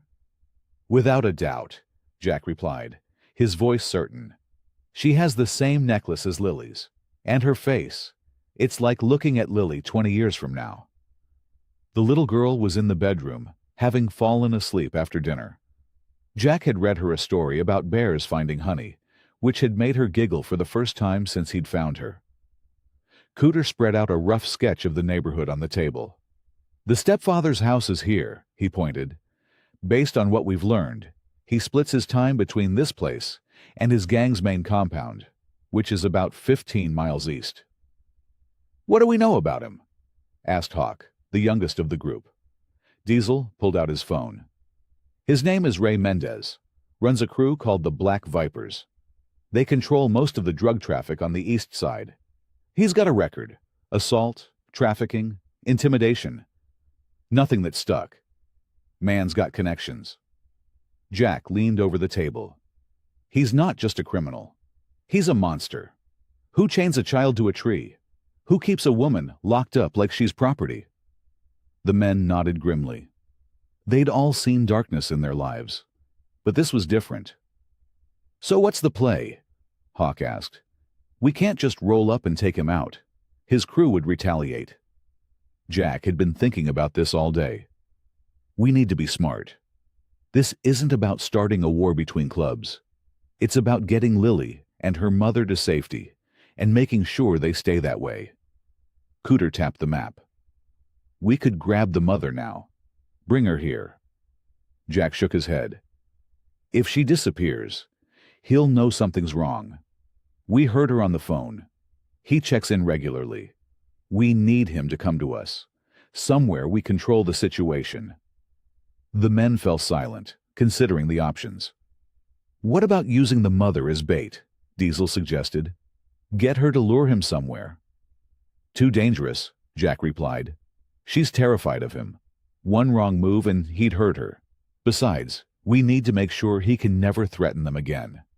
Hawk leaned forward. What if we go through official channels? Anonymous tip to the police about the child abuse. With his connections, Cooter scoffed. He'd be out before the paperwork was done. And then he'd make them both disappear for good. Jack paced the small kitchen. We need leverage, something that makes him back off permanently. Evidence, Diesel said suddenly.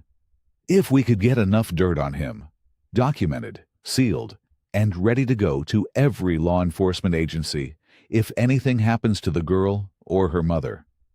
Jack nodded slowly. That could work, but we'd need solid proof of his operation, his abuse, everything. The mother might have information, Hawk suggested. And Lily's drawings, Jack added, remembering the detailed pictures she'd made of buildings and symbols. They might be more important than we realized. The men worked late into the night, piecing together a plan. They would make contact with the mother tomorrow, carefully, away from the house. Get her to understand they had Lily and wanted to help. Then gather whatever evidence they could to build a case against Mendez that was too strong to ignore. By midnight, they had the outline of a plan. It wasn't perfect, but it gave them a direction. The others turned in, spreading sleeping bags across the living room floor. Jack checked the locks one last time, then quietly opened the bedroom door where Lily slept. Moonlight spilled through the window, casting a soft glow over her small form. She clutched the teddy bear Hawk had bought her that afternoon, her breathing deep and even. Looking at her peaceful face, Jack felt a resolve settle in his chest like iron. Tomorrow would be dangerous. Their plan had 1,000 ways it could go wrong. But seeing Lily, safe for perhaps the first time in her young life, made every risk worthwhile. He would face whatever came. For her. For the woman he'd once helped and forgotten. For the family that fate had somehow placed in his path again. Jack quietly closed the door and prepared himself for what lay ahead. The sun broke over the horizon, painting the sky in streaks of gold and pink, as the rumble of motorcycles filled the morning air. Jack led the way, his weathered face set in grim determination beneath his helmet. Behind him rode his brothers, Diesel, Cooter, Hawk, and 3 others who had arrived during the night. Their bikes moved in tight formation down the empty highway, a dark procession against the brightening day. Jack glanced in his mirror at the line of riders. These men had become his family after he'd lost everything else. Now they were risking their lives for a little girl he'd found by chance. Or perhaps not by chance at all. The morning air was cool against his face as they rode. In his mind, he kept seeing Lily's face as he'd left her with Maria, the club treasurer's wife. The little girl had clung to him, her eyes wide with fear. "You're coming back, Bear," she'd whispered. "I promise," he'd told her, gently tucking a strand of hair behind her ear. "I'll always come back for you." The memory strengthened his resolve. This wasn't just about confronting a rival gang leader anymore. This was about keeping a promise to someone who had finally learned to trust again. The bikes thundered over a bridge spanning a shallow river. Fields gave way to scattered houses, then to the outskirts of town, where abandoned warehouses and run-down businesses lined the roads. This was the beginning of Mendez's territory, the domain of the Black Vipers. Diesel pulled alongside Jack at a red light, flipping up his visor. "You ready for this, brother?" Jack nodded. "As ready as I'll ever be." The light changed, and they continued on. Their plan was dangerous, but clear. Approach from different directions, gather evidence, make contact with Lily's mother if possible, and deliver their message to Mendez. A message that would ensure he never threatened Lily or her mother again. As they rode deeper into Viper territory, Jack noticed eyes tracking their movement. Men lounging outside corner stores, watching with hard expressions as the Hells Angels passed. A few spoke into phones. Word was spreading of their arrival. "They're calling it in," Cooter said through their helmet communicators. "We've got about 10 minutes before we have a welcoming committee." "Stick to the plan," Jack replied, his voice steady. "Remember, we're not here for a war. We're here for the girl." They split up at the next intersection as planned, Diesel and 2 others heading north to approach the compound from the rear, Hawk circling east to provide lookout, while Jack and Cooter continued straight toward the main entrance. The compound came into view as they crested a small hill, a former trucking depot surrounded by a chain-link fence, topped with razor wire. Several buildings clustered inside, and Jack could make out at least 5 men patrolling the perimeter. Motorcycles and cars filled a lot to one side. They slowed their bikes, pulling into an abandoned gas station a quarter-mile from the entrance. From here, they had a clear view while remaining partially hidden behind the crumbling building. Cooter killed his engine and dismounted, pulling out a pair of binoculars. "I count 7 men outside, probably more inside." Jack nodded, removing his helmet and running a hand through his gray-streaked hair. "Mendez's car there?" Cooter scanned the lot. "Black Escalade by the main building. That's his." Jack felt a cold determination settle in his chest. Somewhere in that compound was the man who had chained Lily to a tree and left her to die. The man who kept her mother prisoner in her own home. "Diesel, you in position?" Jack asked into his communicator. "Almost," came the reply. 2 minutes. "Hawk, I've got eyes on the east side. There's movement at the gate. I think they're expecting us." Jack checked his watch. It was just past 7 in the morning. "They know we're here, but they don't know why. That gives us an advantage." He unzipped his leather jacket, feeling the weight of the photos in his inside pocket. Images of Lily's injuries, her drawings of the compound, documents they'd gathered on Mendez's operation.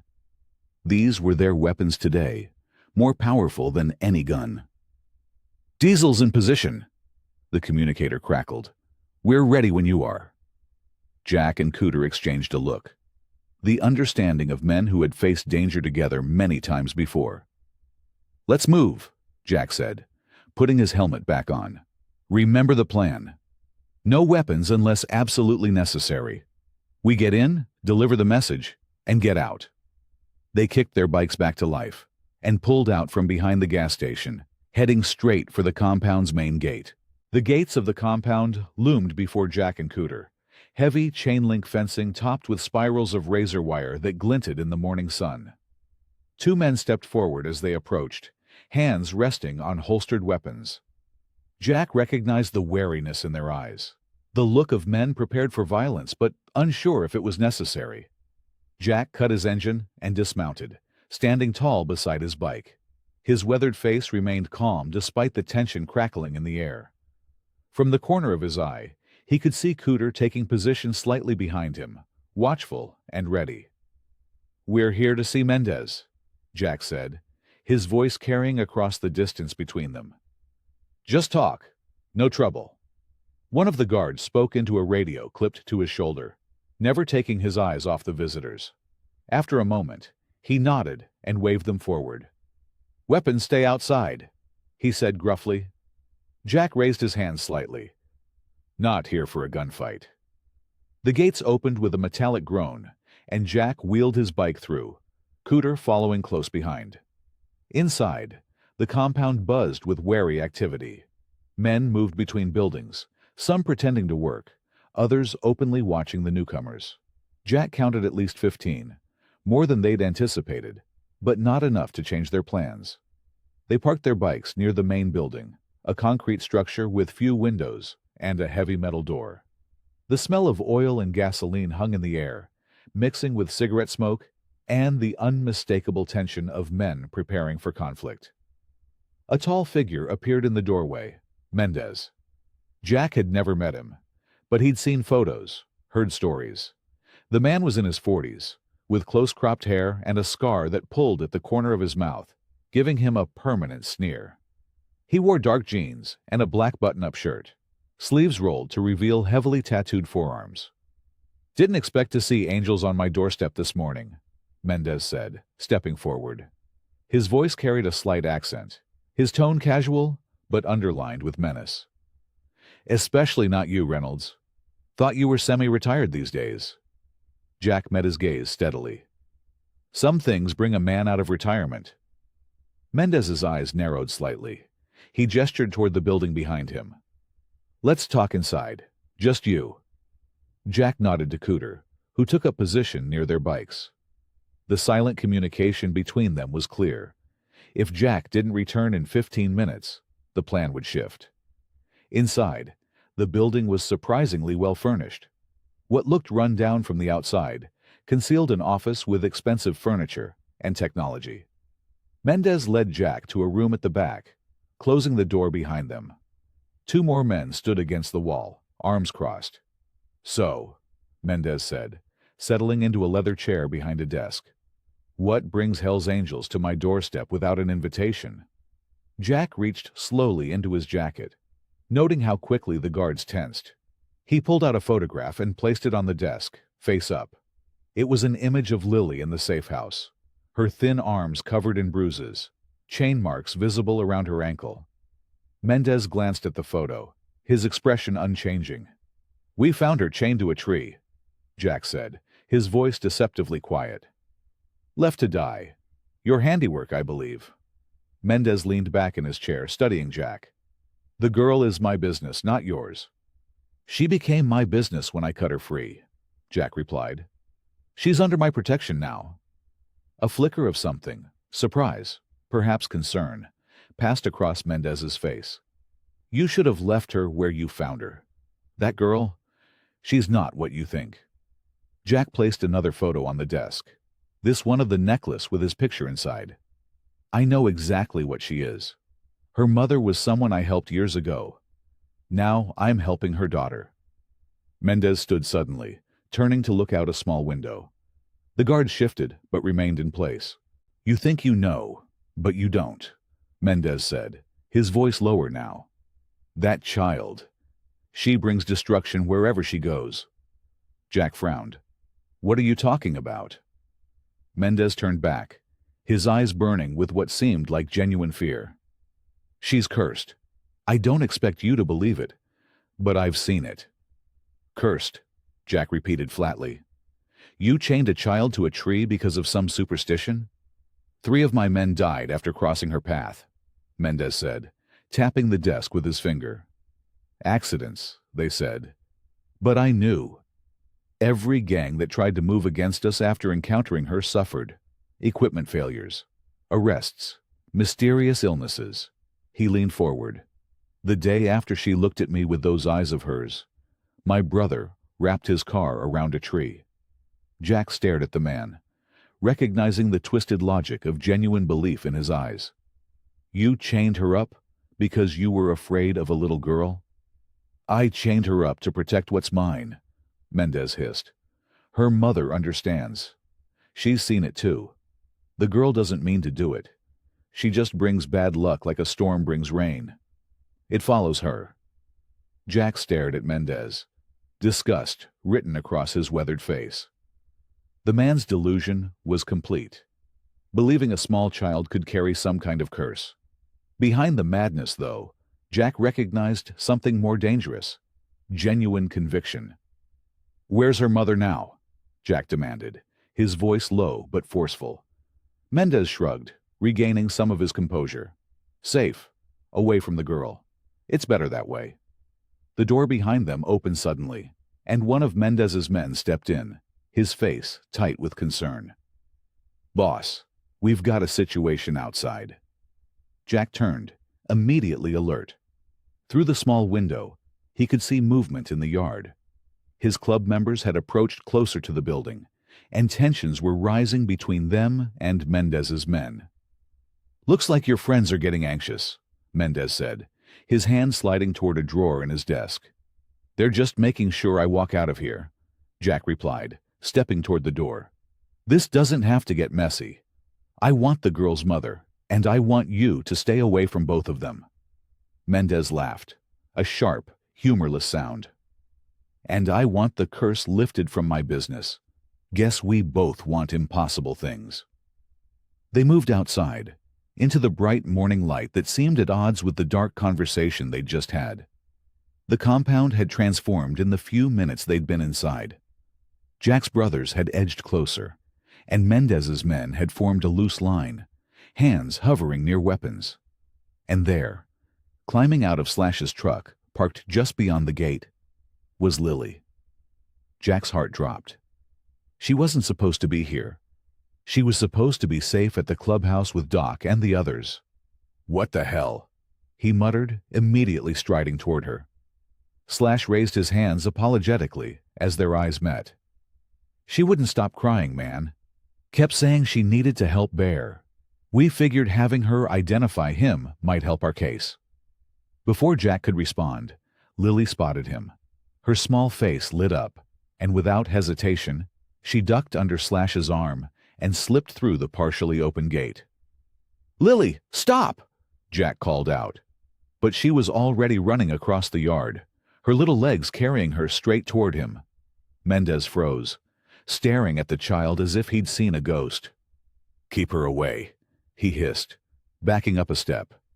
Everything happened at once. Mendez reached for his weapon. His men tensed, hands moving to their sides. Jack's brothers stepped forward, ready for the fight that seemed inevitable. But Lily kept running, not toward Jack as he'd thought, but directly toward Mendez.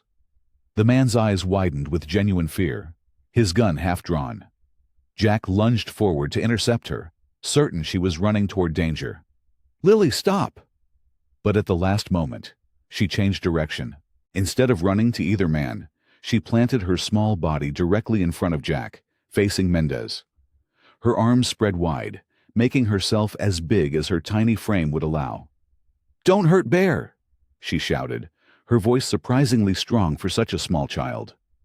"Don't hurt him!" The yard fell silent. Mendez stared at the girl, his weapon still half drawn, uncertainty crossing his face. Lily stood her ground, trembling, but determined, shielding Jack with her body. The chain marks around her ankle were visible beneath her pant leg, a stark reminder of what this man had done to her. "She's protecting him," one of Mendez's men said, sounding confused.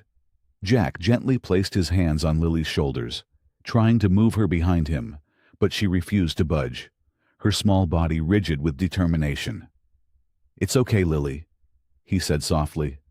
"I'm okay." "No," she insisted, looking up at Mendez with fierce eyes. "He's bad.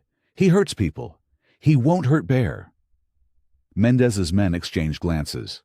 This was clearly not the cursed, malevolent child they'd been led to believe existed. This was simply a brave little girl protecting someone she cared about.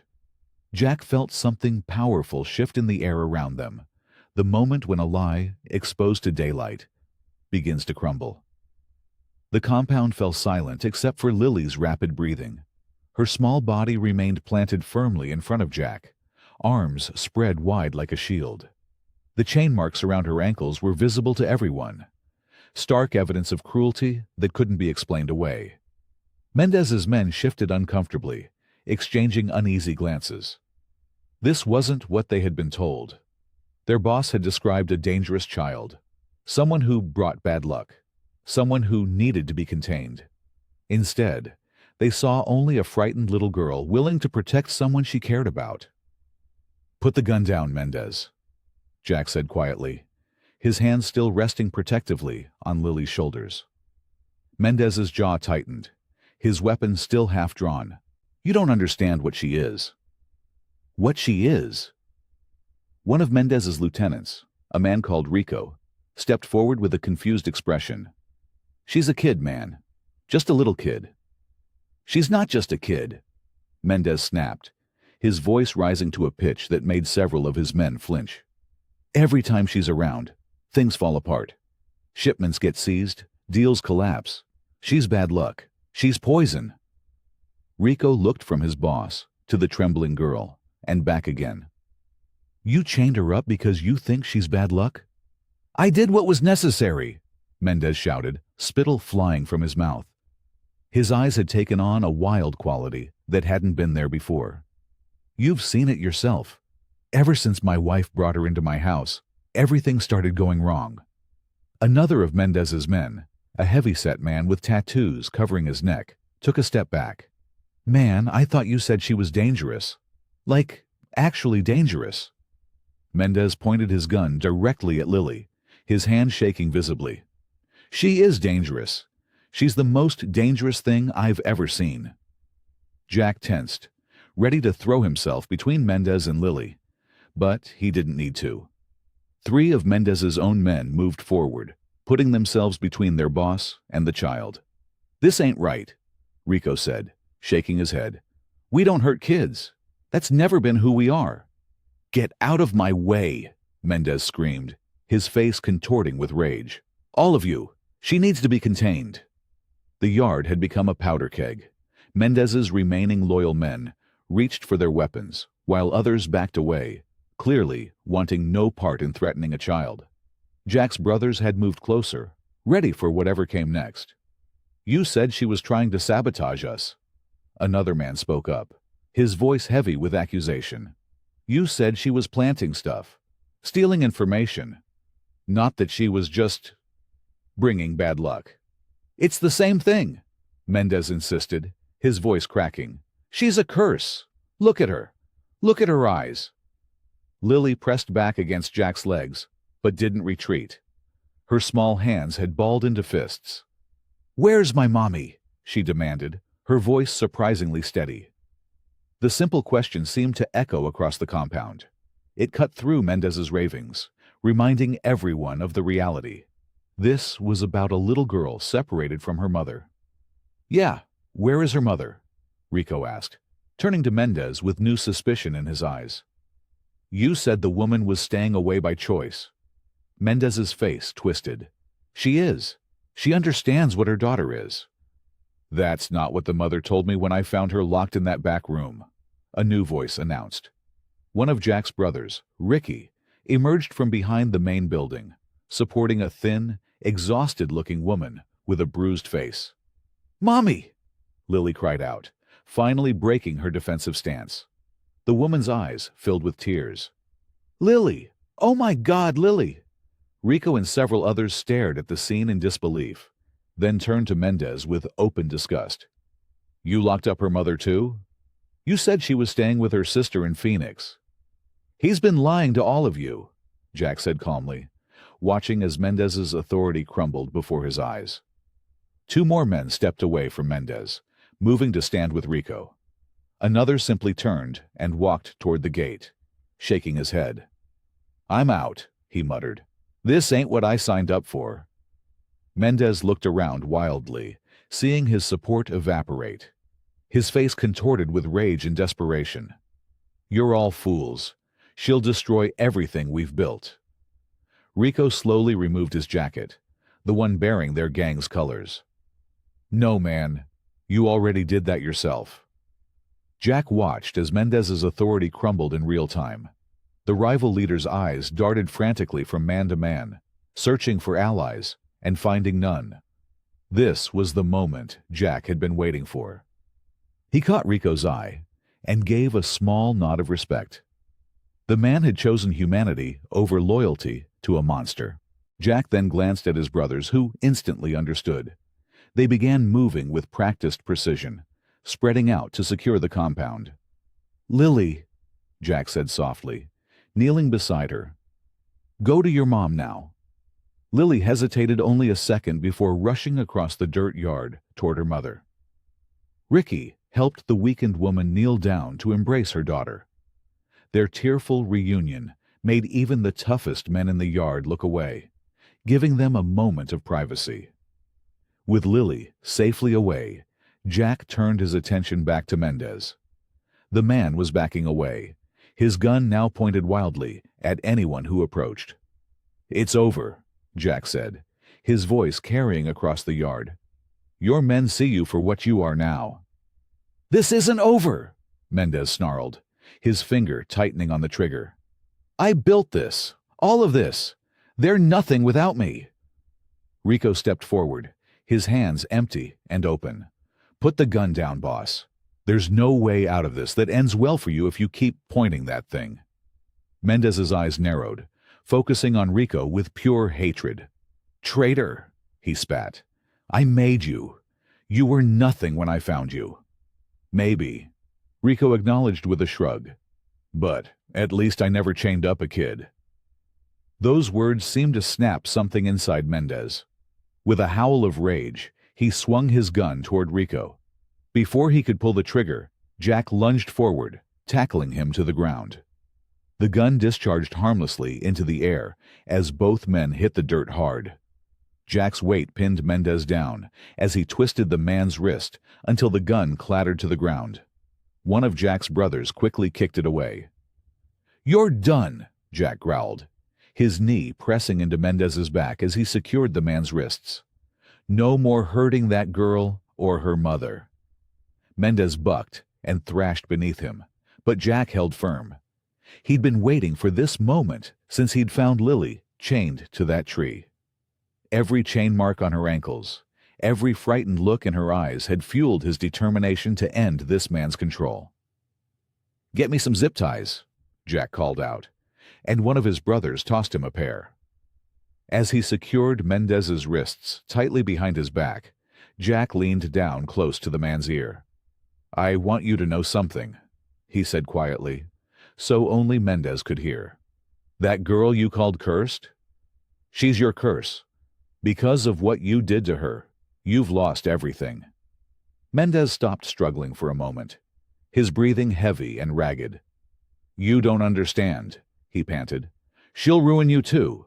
Just wait." Jack pulled Mendez to his feet, looking directly into his wild eyes. "The only curse here was you." Two of Jack's brothers took hold of Mendez's arms. Rico approached, his face grim but determined. "We'll handle him from here," Rico said. "Turn him over to the police ourselves. Make sure he answers for everything." Jack studied Rico carefully. "You sure about that?"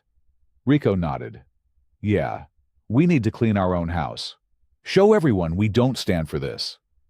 He glanced toward where Lily and her mother were still embracing. "Some lines you don't cross." Jack considered this for a moment, then nodded. "Fair enough.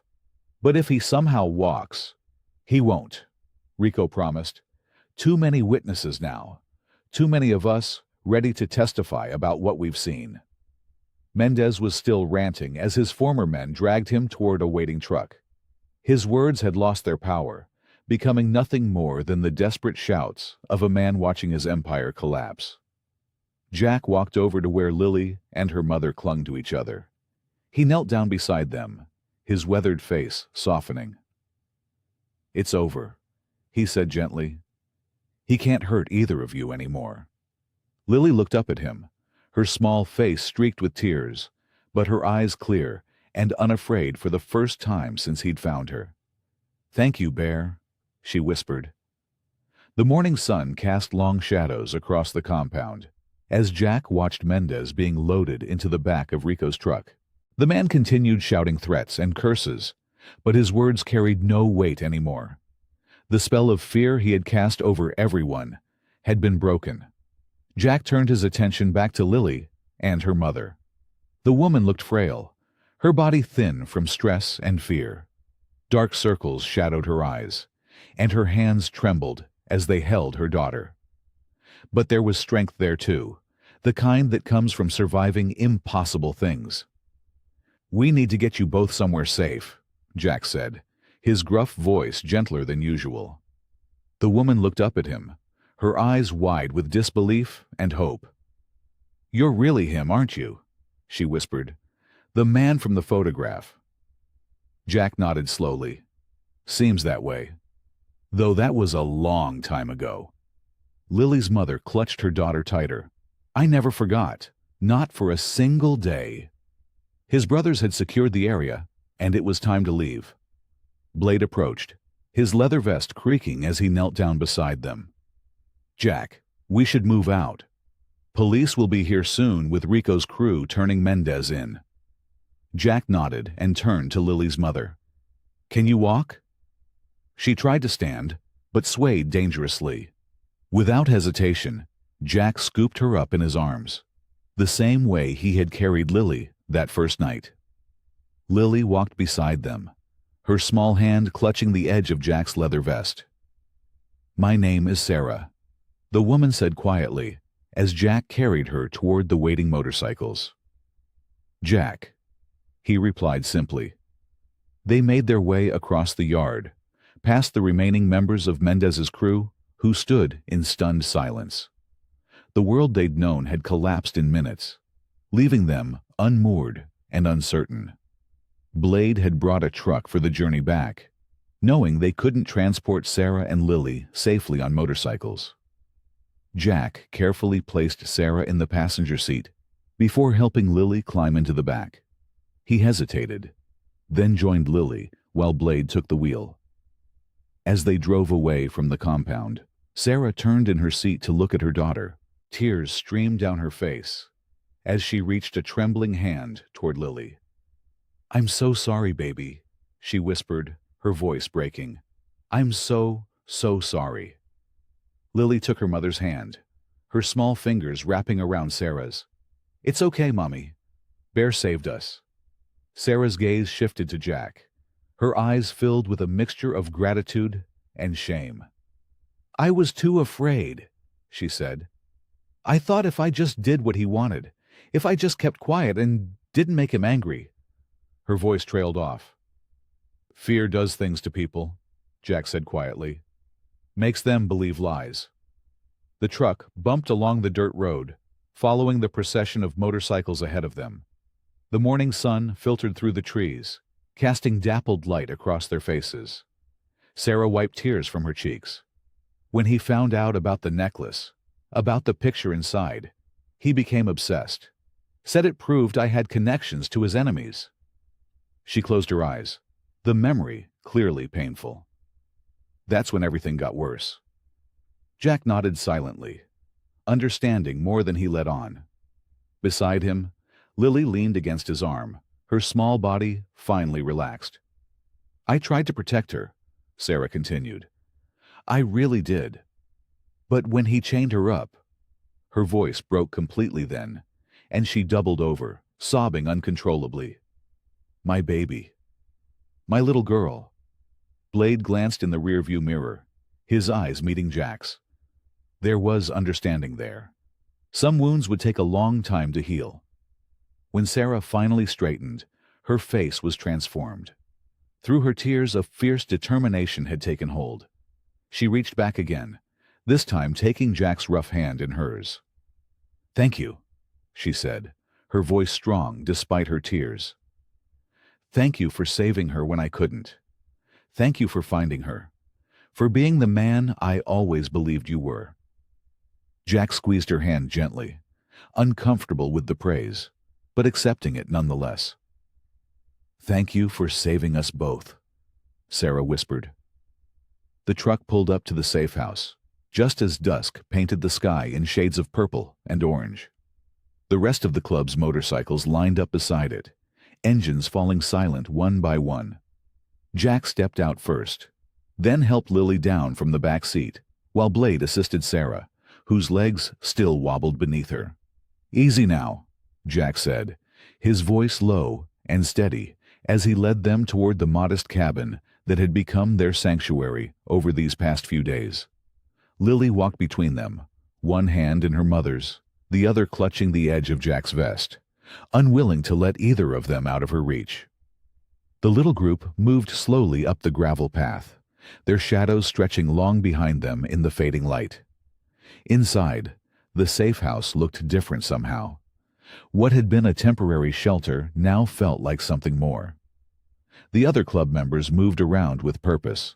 Doc was in the kitchen, pulling together what food they had, while Rico and Twitch straightened up the living area, clearing away maps and empty coffee cups. "We'll make up the spare bedroom for you both," Rico said, nodding toward Sarah and Lily. The tall, tattooed man had a gentleness about him that seemed at odds with his intimidating appearance. "Fresh sheets, and everything." Sarah nodded, clearly overwhelmed. "Thank you," she whispered, looking around at these rough men who had risked everything to save her daughter. To save her. Jack guided them to the worn couch in the center of the room. Sarah sank into it gratefully, her hand never leaving Lily's. The girl climbed up beside her mother, but kept glancing back at Jack, as though making sure he wasn't going to disappear. "You're safe now," Jack said, his weathered face softening as he looked at them both. "Nobody's going to hurt either of you again." Lily nodded solemnly. "Because of Bear," she said, turning to her mother with complete confidence. "He's strong." Sarah brushed her daughter's hair back from her face, tracing the fading bruises with gentle fingers. "Yes, he is," she agreed, her eyes meeting Jack's over Lily's head. "The strongest." Doc emerged from the kitchen, carrying a tray with mugs of hot chocolate and a plate of sandwiches. "Nothing fancy," he said, setting it down on the coffee table. "But it's hot and it'll fill you up." Lily's eyes widened at the sight of the hot chocolate topped with tiny marshmallows. For the first time since they'd found her, she looked like what she was. A little girl, not a survivor of unspeakable cruelty. "Thank you," Sarah said, helping Lily take a careful sip from her mug. The room settled into a comfortable quiet as the club members moved around them, some stepping outside to smoke, others taking seats nearby, all of them keeping a watchful eye on their newest charges. The sound of gentle rain began pattering on the roof, turning the safe house into a cocoon of warmth against the gathering darkness outside. Jack returned from the kitchen with a plate of his own and settled into the armchair across from them. Lily watched him for a moment, then carefully climbed down from beside her mother, mug in hand, and walked over to Jack. Without a word, she climbed up beside him in the oversized chair, fitting herself against his side as though she belonged there. Jack froze for a second, then carefully shifted to make room for her, his large hand coming to rest protectively on her small shoulder. Sarah watched them, fresh tears welling in her eyes. But these were different tears, healing ones. "I think she's adopted you," Blade said quietly, a rare smile crossing his face. The club members gathered around them, sharing the simple meal together as night fell completely outside. Stories were told in soft voices, laughter occasionally breaking the quiet. Lily remained beside Jack, her small body gradually relaxing as exhaustion overtook her. But she refused to fall asleep, determined to stay in this moment where everything felt right and safe. Jack looked down at the girl beside him, then across at her mother, who was finally beginning to show signs of color returning to her face. Something long dormant stirred in his chest, something he thought had died years ago. "You both can stay as long as you need," he said, his voice gruff with emotion. "We've got plenty of room." Morning sunlight streamed through the thin curtains of the safe house, casting golden rectangles across the worn wooden floor. Jack sat at the kitchen table, a steaming mug of black coffee warming his calloused hands. The house was quiet. Most of the club members had left to handle club business, giving the new arrivals space to rest and recover. He heard soft footsteps and looked up to see Sarah entering the kitchen. Her hair was damp from a shower, and she wore borrowed clothes that hung loosely on her thin frame. Despite this, there was a newfound steadiness in her movements that hadn't been there yesterday. "Coffee?" Jack offered, gesturing to the pot on the counter. Sarah nodded gratefully. "Please." She poured herself a cup and added a generous amount of sugar before joining him at the table. For a moment, they sat in comfortable silence, the only sound the occasional chirp of birds outside. "Lily's still sleeping," Sarah said finally. "First time she slept through the night in I don't know how long." She wrapped her hands around her mug, drawing comfort from its warmth. "She feels safe here." Jack nodded, studying her face. The bruises were still visible, but there was something else there now. A spark that had been missing when they'd first brought her to the safe house. "You saved her," Sarah said, her voice barely above a whisper. "Both times."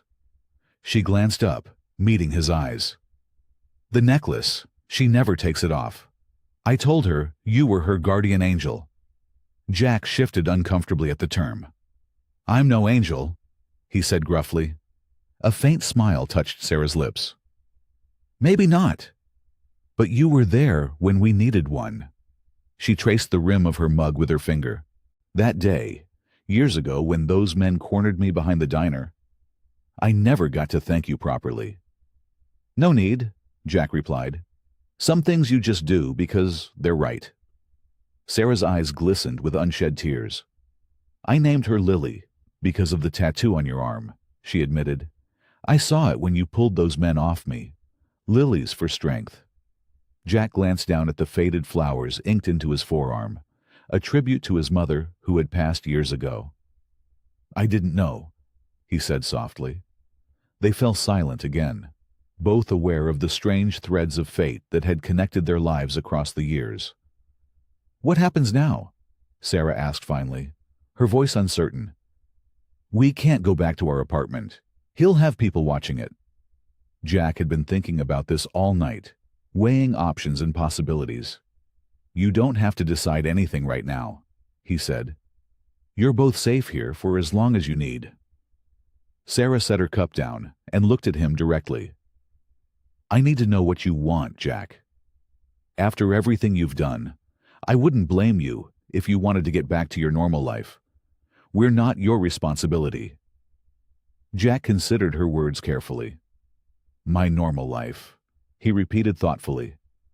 "Truth is, I haven't had much of a life these past few years. Just the road and the club." He stood up and walked to the window, looking out at the trees surrounding the safe house. "The thing is," he continued, "having you both here this past week, it's the first time in a long time that anything's felt right." Sarah watched him, waiting. Jack turned back to her. "I'm not offering out of obligation, Sarah.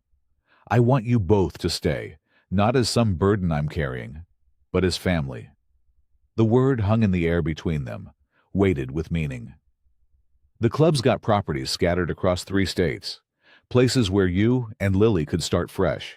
We'd be close enough to look out for you, but you'd have your own space, your own lives." Sarah's eyes widened slightly. "You mean that?" Jack nodded. "The club's voted on it already. You've both got a place with us, if you want it." He returned to the table, his expression earnest. "Not because we pity you, because you're already part of us now." Outside the kitchen doorway, unseen by either of them, Lily stood in her borrowed t-shirt that hung to her knees. She clutched her necklace in one small hand, listening to the adults talk about a future where they would all be together. For the first time in her young life, the world ahead looked bright instead of frightening.